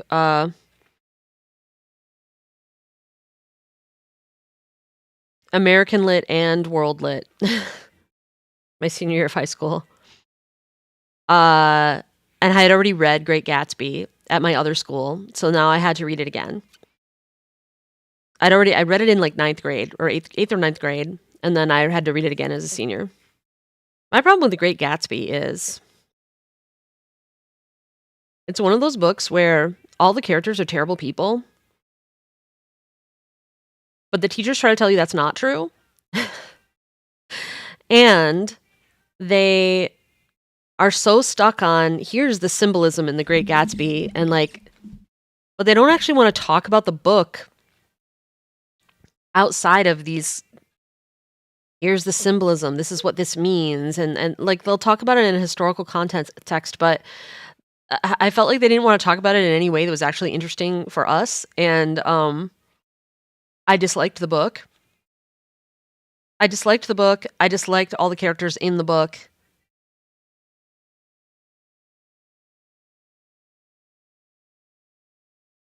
And I felt like we needed to talk more about like income inequities than the stuff we were talking about. We didn't read Streetcar Named Desire either, though I've seen I used to be an actor, so I've seen the play plenty of times. Either taught really well or really poorly. Yeah, I bet.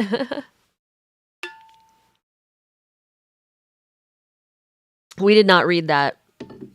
I think another, there's 2 other things I had to read twice because of this English thing. One was,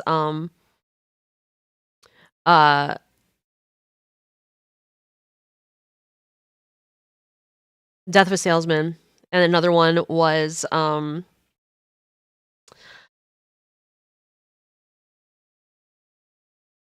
Oedipus Rex. Or as the video that I was forced to watch would say it, Oedipus.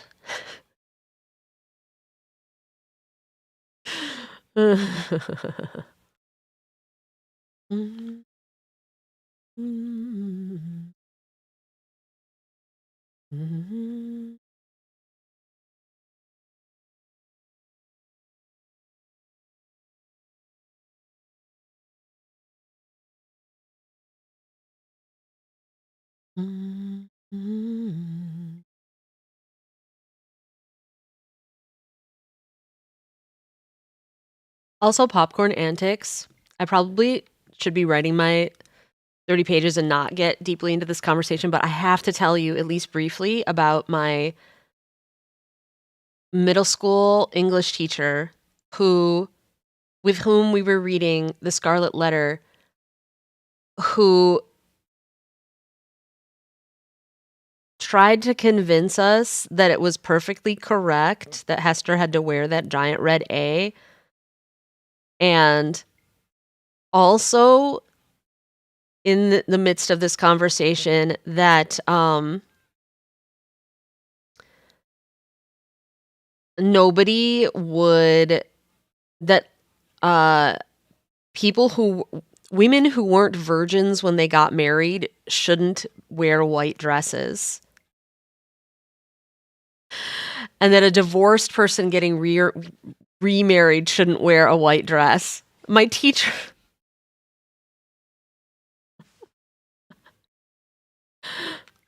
There's me when I had to read Romeo and Juliet. I just wanted to read it the way it was originally written. Yeah. I hated the way we read Shakespeare in English classes in school because my teachers would always do that thing. Z, welcome in, welcome in. How these people become literature teachers. I mean, in full disclosure, like this was the 1980s in the Midwest, so you know. But yeah. And I, being who I was, like I bet there were a lot other kids that I'm sure agreed with me, but they just like quietly sat in their seats and like did the work as requested. I argued with the teacher because I could not let these injustices stand. And that's who I was as a person in those years. I got into a heated debate with my teacher over these things. But yeah, I hated the way we read Shakespeare because instead of like having like people take on like a role and like learn it and stuff, they did this thing where they would go around the room and everybody would read like one line.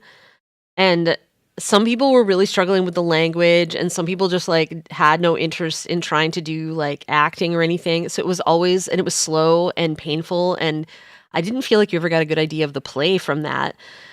When kids are reading stuff like the and every line is like that through the whole play, and then I would get in trouble because I wanted to read the play and I would like keep reading on ahead, and then when it got to me, if I wasn't properly keeping track, I didn't know what line was mine. Books we had for Romeo and Juliet, both modern English and Shakespearean English vernacular. Oh, that's weird. And you guys read it in the modern English? That's weird. It seems like half the point of reading Shakespeare should be to get to learn to love the language and enjoy the beauty of it and like understand it and care. But I also feel like I didn't learn any of that from when I read it either. Even though we read it in the original, even though we read it in like Shakespearean English vernacular, we didn't learn to love the language or care about it either. I learned that later as an adult. My 1 year of public high school, we got to pick a Shakespeare play to read. I'm still salty we read Romeo and Juliet and not much to do about it. I guess the thing about Romeo and Juliet is it's sort of relatable to the age group because the characters are in the age group. But at the same time, I agree that there are more interesting plays. Mm-hmm. In school, I had to read Shakespeare plays in several schools, and the one that I had to do twice, again, because of this, was Julius Caesar. And first of all, that's one of the less exciting plays, I think, to read as a teenager. I feel like the histories are just not as exciting as some of the other plays would be. Like, why can't we just read it Midsummer Night's Dream or something? You know what I mean? Like, but we had to read Julius Caesar, and the teacher was obviously not into it, like not excited about it, and was like going through the motions, and so it wasn't exciting for us. We never learned. Maybe I didn't have to read that one twice, now that I think about it. Maybe it's just that one time that I did have to do it felt like a million times because it was so boring.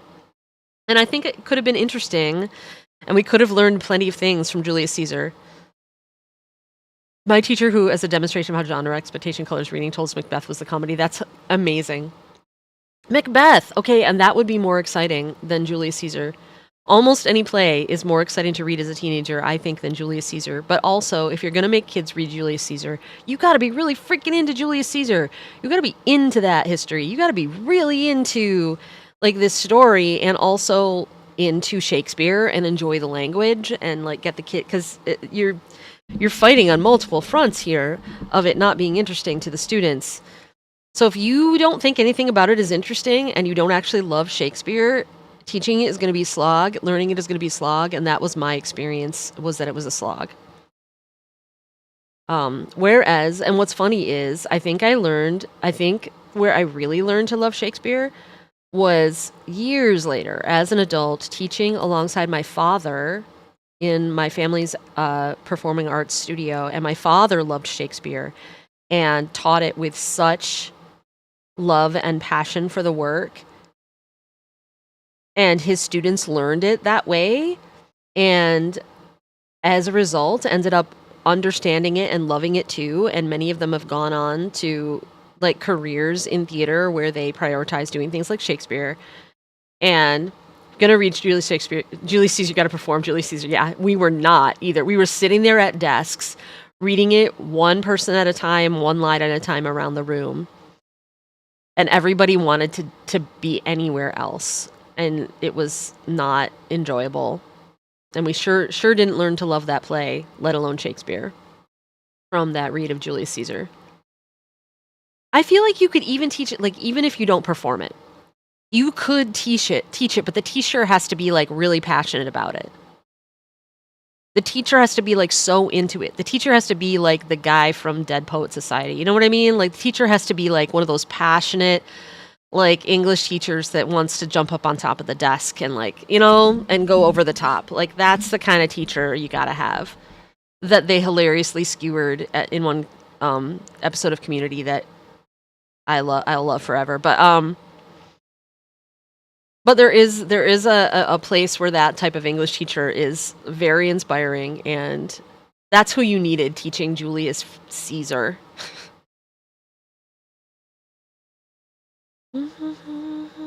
I feel like the teacher has to love a thing. Like, the reason why, and not to toot my own horn, because I don't think, like, I'm necessarily a spectacular teacher. I don't have an education in teaching, like, I don't have an education. I don't have a degree. I didn't study education in school. I don't know all the stuff. But I obviously have taught a lot in the private studio, and when I had the teen opera workshop that I did, I think the reason why it was successful in the way that it was, we were financially a failure always, and always scrambling for money. And even though the community literally gave us an award for our work, they still didn't really want to financially support the project, and then it got killed by the pandemic. But, and I was burned out because of that.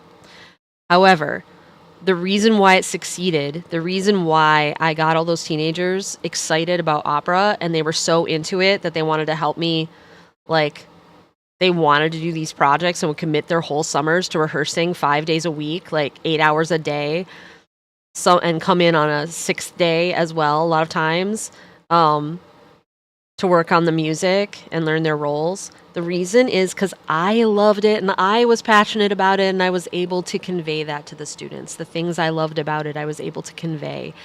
And I was able to show them what was amazing about it. I was able to get them excited about singing the work and getting into the characters and the roles, and learning what's beautiful about the music and why it's so expressive. And negate the impression of opera they had before they came in there with my love and passion for the work. And we tore apart operas and put them back together for ourselves. But the reason why I think it worked is because I loved it so much, and I was able to convey that and show them how to love it. And so I think if you are going to study Shakespeare with teenagers, you have to do the same thing. You have to love it first, like, passionately. I once had an English teacher that didn't let us argue with one another over our interpretations of certain scenes, would just pick someone who was right and drove me insane. Oh my God.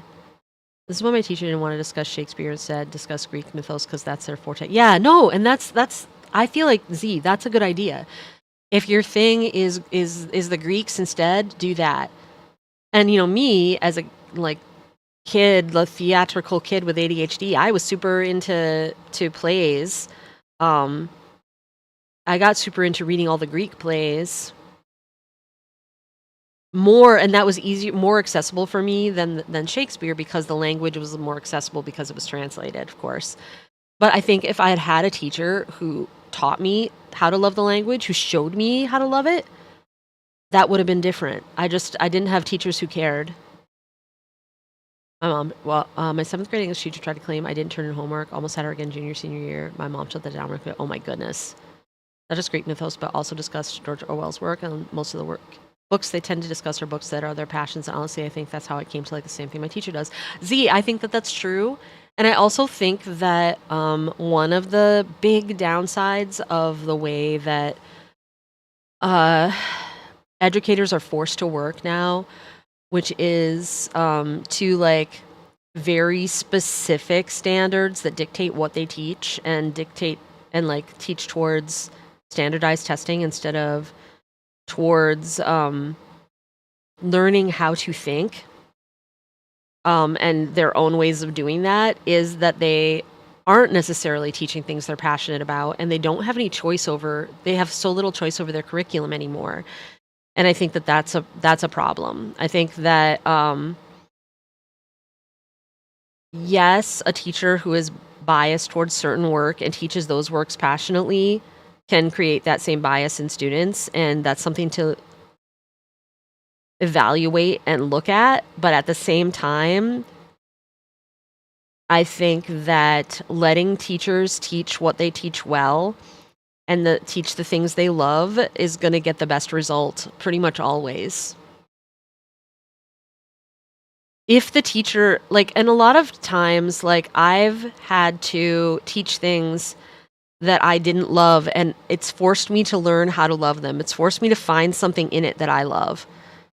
The same way, and I used my skills as an actor with this. As an actor, sometimes you are cast and in a scene where you have to like fall in love with someone and you don't find that other actor attractive or lovable at all. Like not like they're just not like someone you would find attractive. And so you find something. I remember in college having to do like this romantic scene with a student, with a guy that I like, to me was just like not attractive. And I'm like, I have to find some way on stage to feel attracted to this person. Like I have to find something that endears me to this person in this way, in this like. And so I focused on his hands, which were like, I don't know, I liked them. Like they were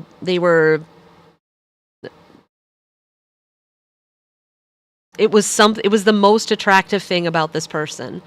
And so I took that and I made my whole onstage attraction into that. Like I used that to create that in my own head. And sometimes I think teachers can teach themselves to love things that they don't, but if they, it's a lot to do. And they're going to do a better job at the things they really love. If your teacher loves a work and can articulate why, kids learn not just to love it too, but how to critically analyze work so they can articulate why they do or don't like something. Yes. And they can learn also how to criticize something they do love, because the teacher who passionately loves a thing is still going to have the skill to look at it critically and say, I love this thing and these are the reasons I love it, and show them how to love it. But then show, like, these are its weaknesses, because every single thing has weaknesses. Every single thing. There is no such thing as perfection. And if there was, it would be so boring. No one would love it. And I find flawed things especially lovable, personally. I will pretty much always love a flawed work more than a quote-unquote perfect one. So those will be the things that I'm able to teach the most passionately. But I'm going to point out I'm going to criticize them. And I think that we've lost the thread. We've lost the ability to look at things we love critically and to still love them. We've come to a place where if something has a problem, then it's bad. Instead of being able to hold contradictions in our hearts and souls, hold those feelings together and that nuance. We've lost the ability to do that. My English teachers were great at that, because they made us watch movies and read books, and sometimes because not all kids have the attention span to read. They tend to do the storytelling themselves. Yeah. One of the last books I had to read in high school was Tuesdays with Morrie. In high school, every year, Broadway required to make a play. The first year I was a scriptwriter and helped in directing, and honestly, it was a really good play because me and my classmates worked so well in it because we all gave our input. Yeah. Well, and so in the opera workshop, we would take these older operas and honestly rewrite them. And like I was doing the bulk of the work because I had the skills to do more of it, like especially when it came to music. And but we would work on them together, me and the students, and like make some decisions together. So sometimes we would rewrite some of the text. Most of the time we were translating it into English anyway, so that gave us a good opportunity to rewrite it. When we were working on Italian opera, but even in the case of like something like Dido and Aeneas, like Purcell's Dido and Aeneas, which was in English to begin with, what I did with that, I actually changed very little, but I took a bunch of Purcell's other work and put it in there to put the gods back in the story because Purcell took them out of it because it's based on book 4 of the Aeneid.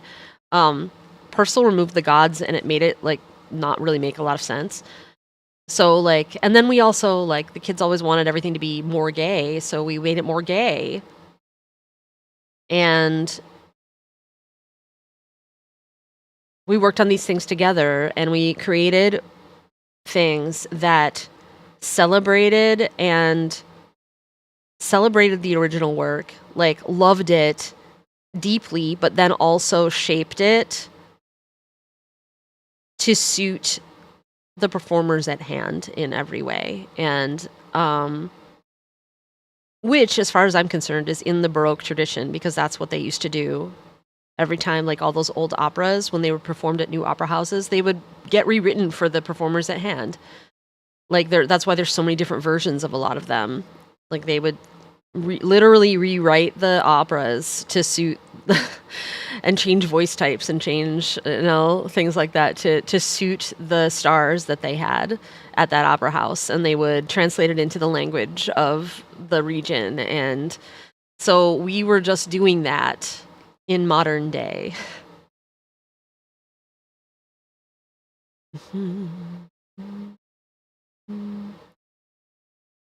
We're so distracting today. Yeah, I mean, I'm letting you guys distract me because I'm struggling so much with these pages, but ha ha ha ha ha. Really, you're falling into my scheme, distracting me.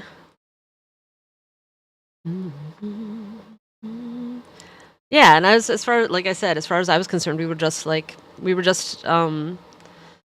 continuing the traditions of the time, but you would not believe how much pushback we sometimes got from people who were like purists. Mostly we were flying under the radar, so like the Baroque opera police weren't coming after us, but man, the Monteverdi police came after us one time.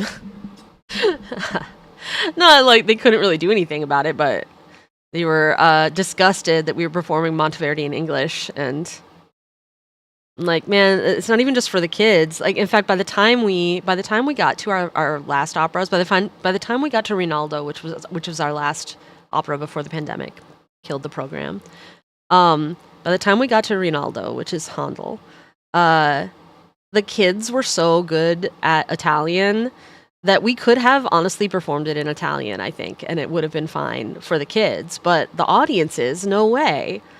These were still like regular people audiences. Like their parents didn't know this like weird archaic Italian, let alone like Italian at all. But like also in a lot of those old pieces, the Italian is archaic as well. Especially if we're talking like Monteverdi, it's like closer to Latin than modern Italian in a lot of ways.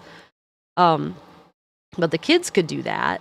But the parents weren't ready for that. The rest of the community, and it's not like we were like we weren't the Met. We didn't have like super titles projected over this. You know what I mean? So we obviously were going to perform this stuff in English. We did though sneakily put in more and more Italian every year. Like we started out by leaving certain words in Italian that we felt could be easily understood by anybody, like easily understood in context by anybody. And then we started like putting in like, well, we'll leave this one whole opera or this one whole aria in Italian. because the character's really upset. So we'll have like, you know, when they're really, really passionate, they passionately angry, they revert to Italian. And then we just little bit by little bit, by the time we were doing Rinaldo, all the arias were in Italian and just the recitative was in English. And we printed translations in the program so that the audience could follow along. They had translations for the arias, but we felt like because the arias and those old arias that you know, have a very specific structure, and I think that if the singers are doing their job, you don't need to know what the text says to get the message across. The text is very repetitive anyway. And I think that it's the actor's job to put it across, the singer's job to put it across, and that they do. We put the translations in the program anyway, but my students were so good by then they were so expressive that I think that it was completely doable to watch it without those translations. And the recitative being in English was more important because that's like the dialogue, right? Like if you were watching a musical or something, that would be like the equivalent of the dialogue. The dialogue between songs is the so that was the part that we kept in English, and we did rewrite a lot of it. I rewrote a lot of it, but Hope Someday Works I've written to be read out loud will be adapted by whoever's performing them to fit their preferences and audiences. The idea my stories could spawn and inspire different versions of stories is so enchanting, isn't it? Isn't that the coolest thing about stories in general, is once we put them out there in the world, every single person is going to interpret it their own way, and it becomes like a million different stories, or however it becomes the same number of stories as there are people experiencing them. Female roles in Shakespeare played by men. Yeah, in Shakespeare's time that was true because because it was uncouth for women to be on stage, but that's not true in like opera because they needed different voice types. Though it was true that a lot of times they used, especially in certain regions and certain time periods. Well, no, opera's always been very gender bendy. There have always been women singing male roles more often is the case. Especially roles that were originally written for castrati.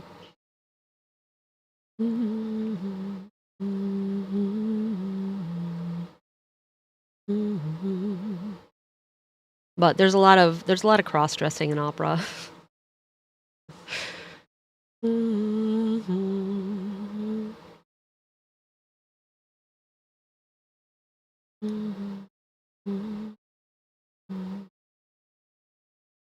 favorite line from Shakespeare ironically comes from a play I've yet to read. Interesting, Moonlit.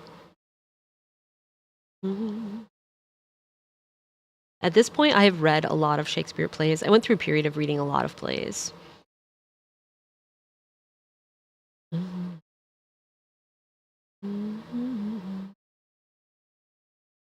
But also, I was an actor professionally, so there's that. I never got to do Shakespeare, though. Ah, yes. Well, maybe you should read that play or go see it. Obviously, plays are meant to be watched, though I'm not one of those people who thinks that reading plays has no value, because I do think it does have value. I think with an imagination, you can get a lot from reading a play, though that varies from person to person. I would imagine that's much harder for people who don't have a very vivid mind's eye.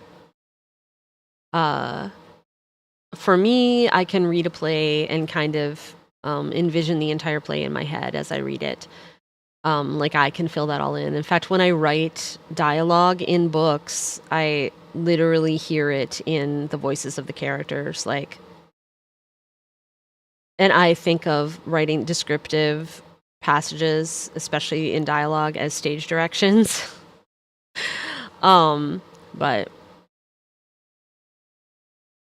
So that might work more easily for me than your mileage may vary. But I actually think that you can get a lot from reading plays, depending on how your brain works. But seeing plays obviously is ideal. Unrelated, I've discovered my rescued books from an estate sale are more interesting than I expected. Ooh, I'm so glad. As someone who's curious about the paranormal, that line kind of hits hard. Yeah. Well, I think my take on the paranormal Moonlit is that everything that seems mysterious to us now is all science we haven't figured out yet. Like, all the paranormal is just normal that we haven't figured out. But we haven't figured it out yet, so it's still mysterious. And the reason why I think that, this is backed up by logic, is because so many things we used to think were mysterious and paranormal, we have eventually explained by science. So I assume that everything else is also stuff that's science we don't understand yet. However, it's possible, it's certainly likely in our lifetimes that we will continue to not understand that science, and it will continue to be mysterious and paranormal to us.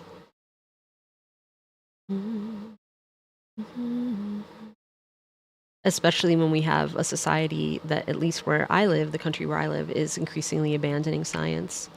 And we're losing the ability to think. My personal opinion, and this is backed up by research, is that a lot of that is due to everybody getting COVID, which has a negative effect on the brain, causes brain changes. I think that it's eroding our cognitive ability. And then when you add use of things like ChatGPT on top of it, we're just destroying our own ability to think. And I'm worried about the next generation, the younger generation, who's been allowed to get COVID over and over and over again, when it's shown that every infection, even a mild one, causes the equivalent of causes changes in the brain equivalent to 7 years of aging. And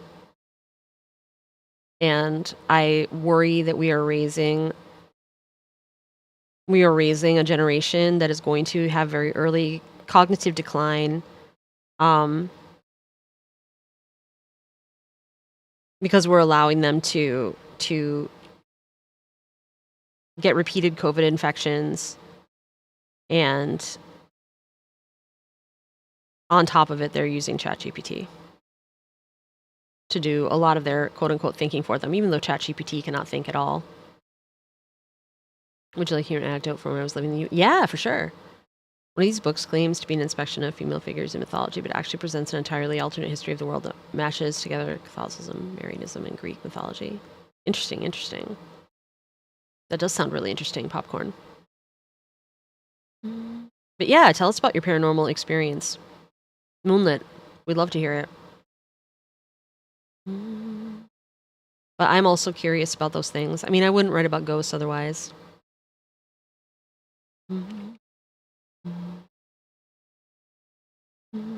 There's a reason why my interest in the paranormal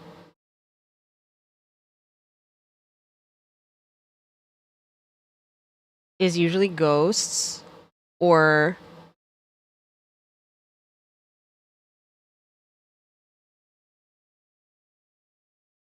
abilities that get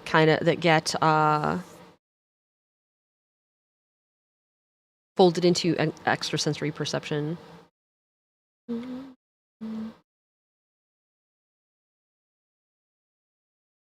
Z, I see. Yeah, Moonlit has some experience that they don't have or that she doesn't have an explanation for. Sometimes I forget that I have people's pronouns written in their nicknames and don't actually read them, even though they're sitting right there.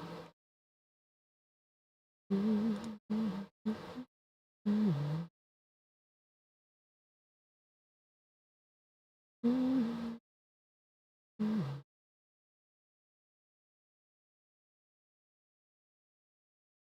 for a little background, this is when we were looking at the place we ended up renting. The village itself is super old, mentioned in the Doomsday Book.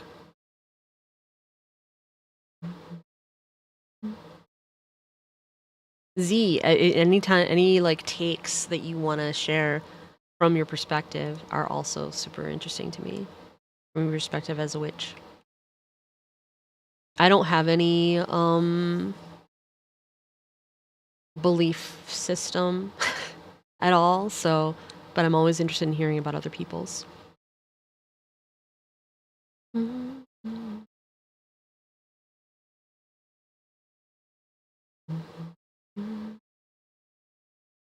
William the Conqueror's Doomsday Book, interesting.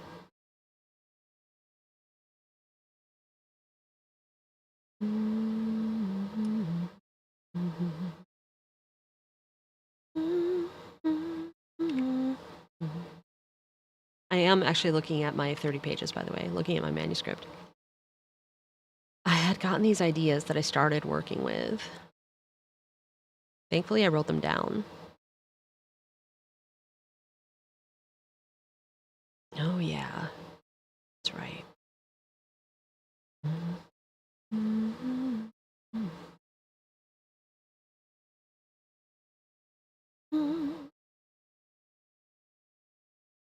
So it's old. Yeah.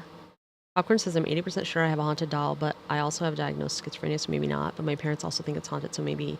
Maybe popcorn antics.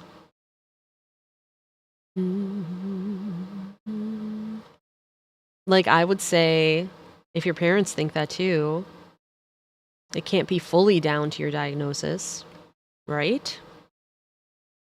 And what more do I need?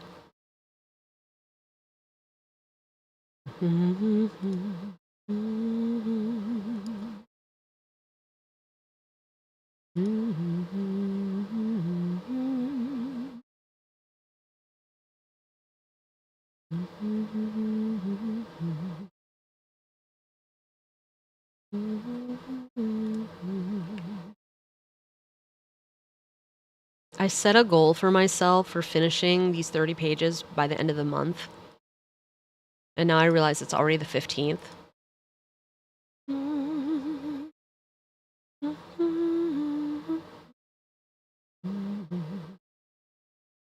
I want to have them to my agent by the end of the month. And I did do project targets, so let's see. I'm not going to make my target for today because it's Mom Day Day, so I will not, but hopefully I can do, tomorrow I can make up for it.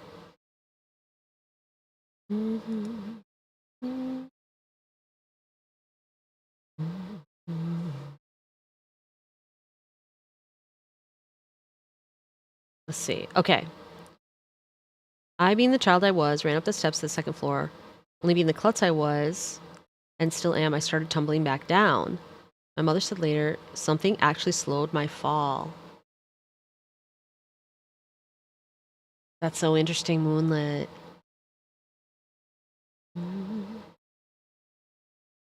He says I accidentally made my stuffy sentient, so not that far-fetched. So there you go. Shelly!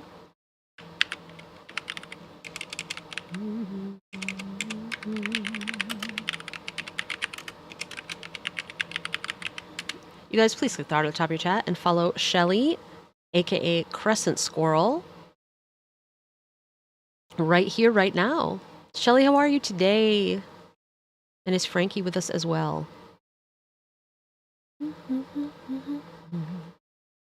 I am. I've told this story on stream before, but in case you guys weren't here, I, to this day, believe that I had an out-of-body experience as a child. I have a really, really vivid memory of when I was a child at my grandparents' house.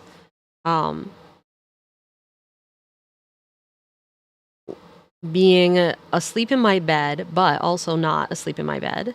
I have a vivid, vivid memory, and like the sensation of it is still so vivid. Like, nothing could have felt more real to me. Of leaving, like floating out of the bed, down the stairs and into the living room where the adults were up and still talking, and settling in under a footstool and staying there for quite some time. Like a vivid memory of doing it. All the way down to every detail of every sensation of it. And to this day, I believe I had some kind of out-of-body experience then.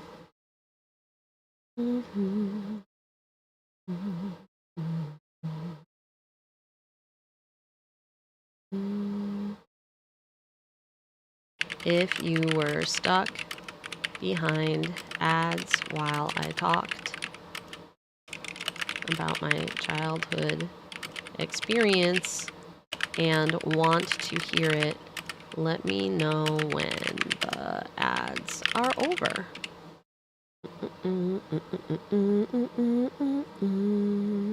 Tired, but I'll wait for I'll wait to respond to Shelly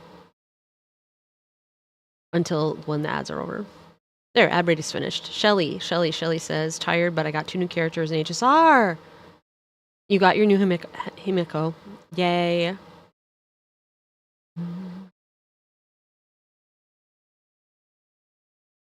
You did not hear the childhood experience. I've talked about it before in here, so you might have heard it before, Shelly, but I have a very vivid memory as a child of being in my bed at my grandparents' house, like after I'd been, I had gone to bed and the adults were still talking in the living room. I have a really vivid memory, like all the way down to every physical sensation of it, of floating out of my bed, down the stairs and into the living room and landing under a footstool and like just hanging out under that footstool.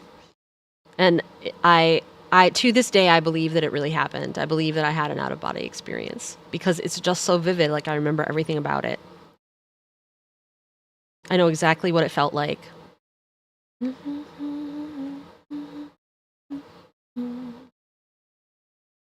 can kind of explain what it might have been, or a theory. Oh, the thing for Moonlit's experience. Flash forward a few months, and my grandmother on my mom's side is visiting. We're sitting in the kitchen. I'm working on my homework. She's trying to help me. The sink faucet turns on. Now, at this point, I'm well aware it could be a loose connection. I grew up watching taps, debunking, that sort of thing. But this wasn't just a trickle. It was the tap on at full blast. Interesting, Moonlit. You hadn't heard that story before, Shelley? Yeah, to this day, I'm convinced that it really happened. But I also, like I said, I think that all these things have scientific explanations that we do not understand yet. Personally, my personal view is that there's a scientific explanation for me having been able to do that, and but we just don't understand those things yet. I'm always interested in the human brain and all the things we don't understand about it and what we're capable of that we don't realize or don't have access to, potentially.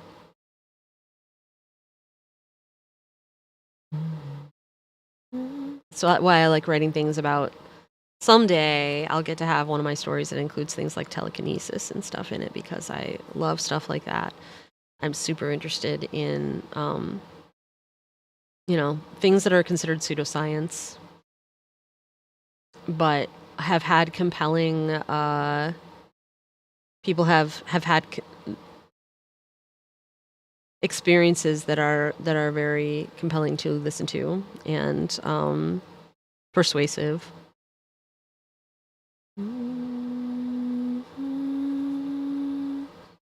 Regarding the doll. Oh, wait. My parents used to put things in front of the doll in my closet, and anytime it would fall off, we couldn't check if the shelf was slanted. Oh, we checked if the shelf was slanted, but couldn't find any issues. Then put things in front of her, the things started appearing in your parents' room. Oh, my goodness. That is really super interesting. I love stuff like this, you guys.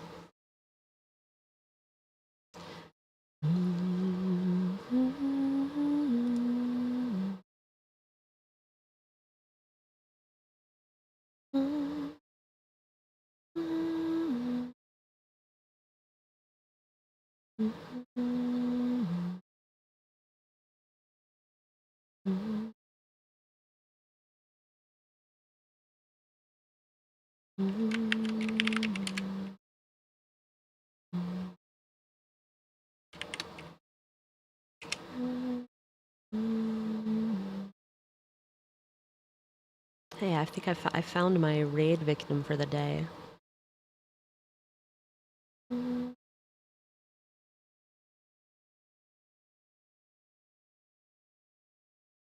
Which I will be reading out in about 15 minutes, you guys, because it is Mom J Day. For those who are newish to the stream, every Wednesday, I go to my mother's house and bring her groceries. Oops. No. I'll get it right one of these times. There we go. She's in the chat right now as well. She's always in the chat. But that is why I end stream promptly at 9 a.m. on Wednesdays, is that I then like have things that I do before I get ready to go to her house. So it is my day where I get to visit with Mom J, and I spend the day with her.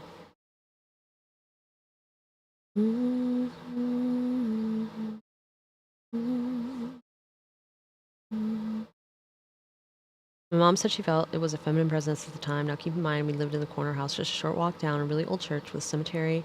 We have a piece of headstone in our courtyard.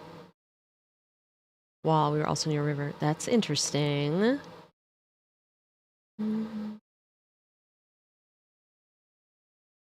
Not sure if the piece of headstone had anything to do with it. Just whoever it was meant. Whoever it was meant no harm, was trying to be helpful. It does sound like it.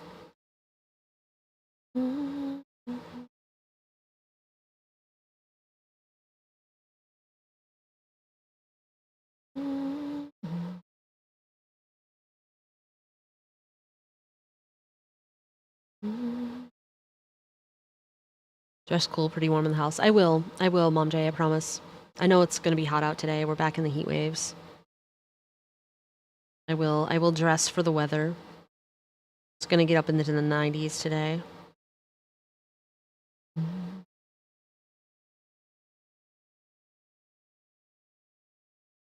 Not really start to cool down until Saturday though. Oh, and then it's only one day of it being cool. Well, no, it's gonna go back, at least stay in the 80s after that for a little bit, it looks like.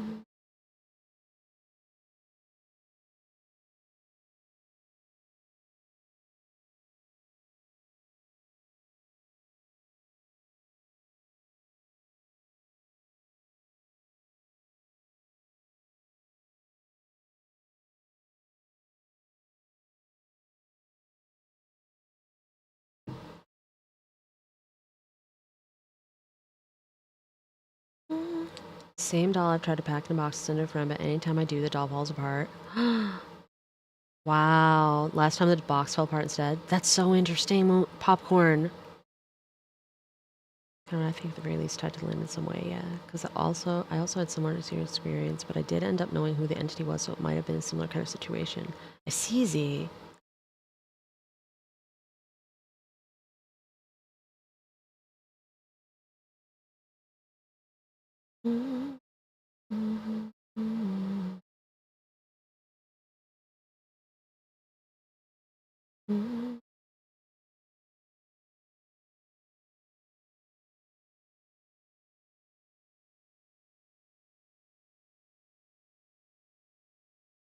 That doll wants to stay where it is. Popcorn.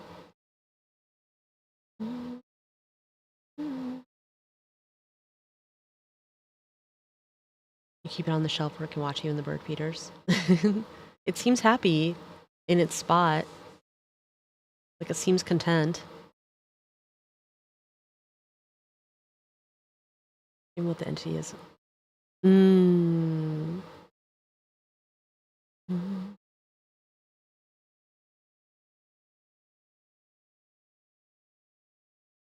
Mm.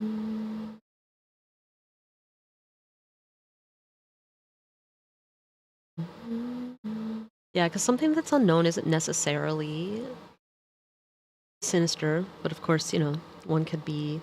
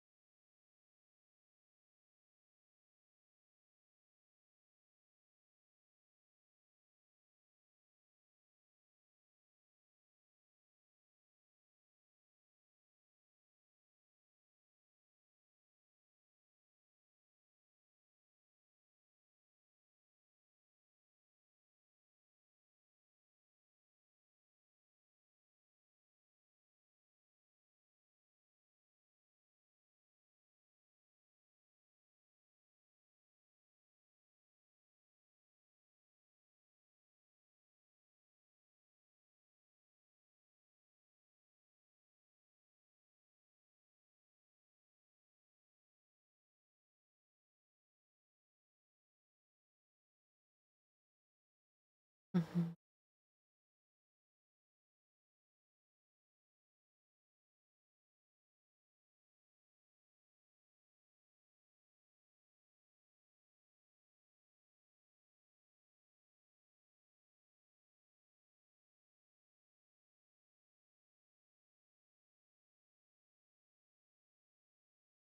Mhm.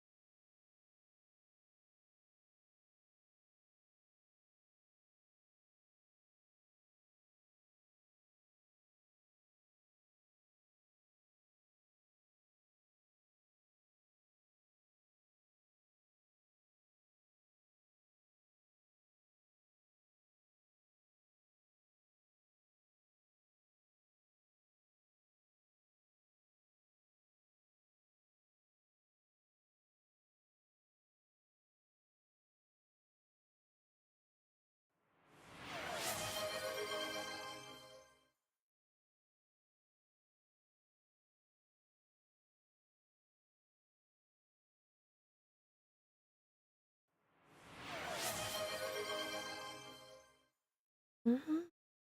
Mhm.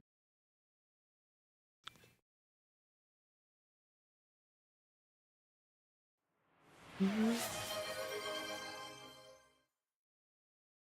Um, Lady Right.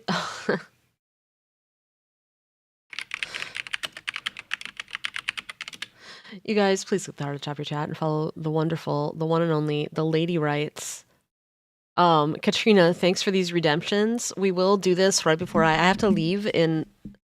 I have to raid out in just a few minutes, but before that, we will. we will. This is a gift. It's a gift from Katrina, you guys. So I hope you'll enjoy. This was requested. This was redeemed for you, folks. Please enjoy.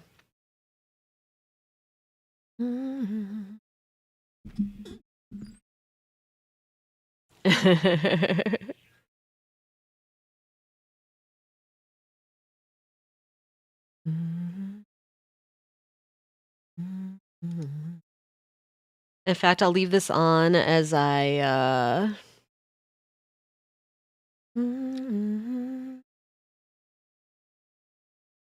Oh wait. Oh man, I don't have that as a no, never mind. I have to go back to the other. Apparently I don't have that as a source in my loading out screen. So we're starting it over, but I am going to raid out. We'll prepare. And I will also take the care package on my way out, Katrina. And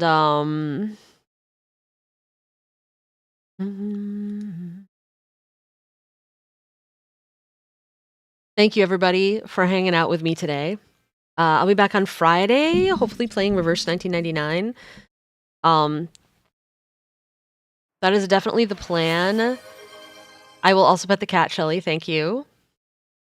And yeah, I'm going to Mom J's today. It is Mom J Day, which is why I must raid out. But I'll be back Friday. Hopefully playing Reverse 1999, depending on if I'm really into these 30 pages and they really get somewhere tomorrow, I might just continue with that to keep the momentum going. But otherwise I'll be playing Reverse on Friday. I'll be playing Minecraft on Saturday and then back to writing on Sunday. I do want to finish this. I'm determined to finish these 30 pages before the end of the month. So that's what I'm pushing for right now. And I'm glad you're enjoying it, Popcorn. As soon as it's over, we will be raiding out. But thank you all for hanging out with me. Really, really appreciate it. And I've had a great time chatting with you all today. It's been fun. Even if I didn't get as much done as I hoped. Tomorrow is a writing day, so I will be working all day. And I will see you guys soon. And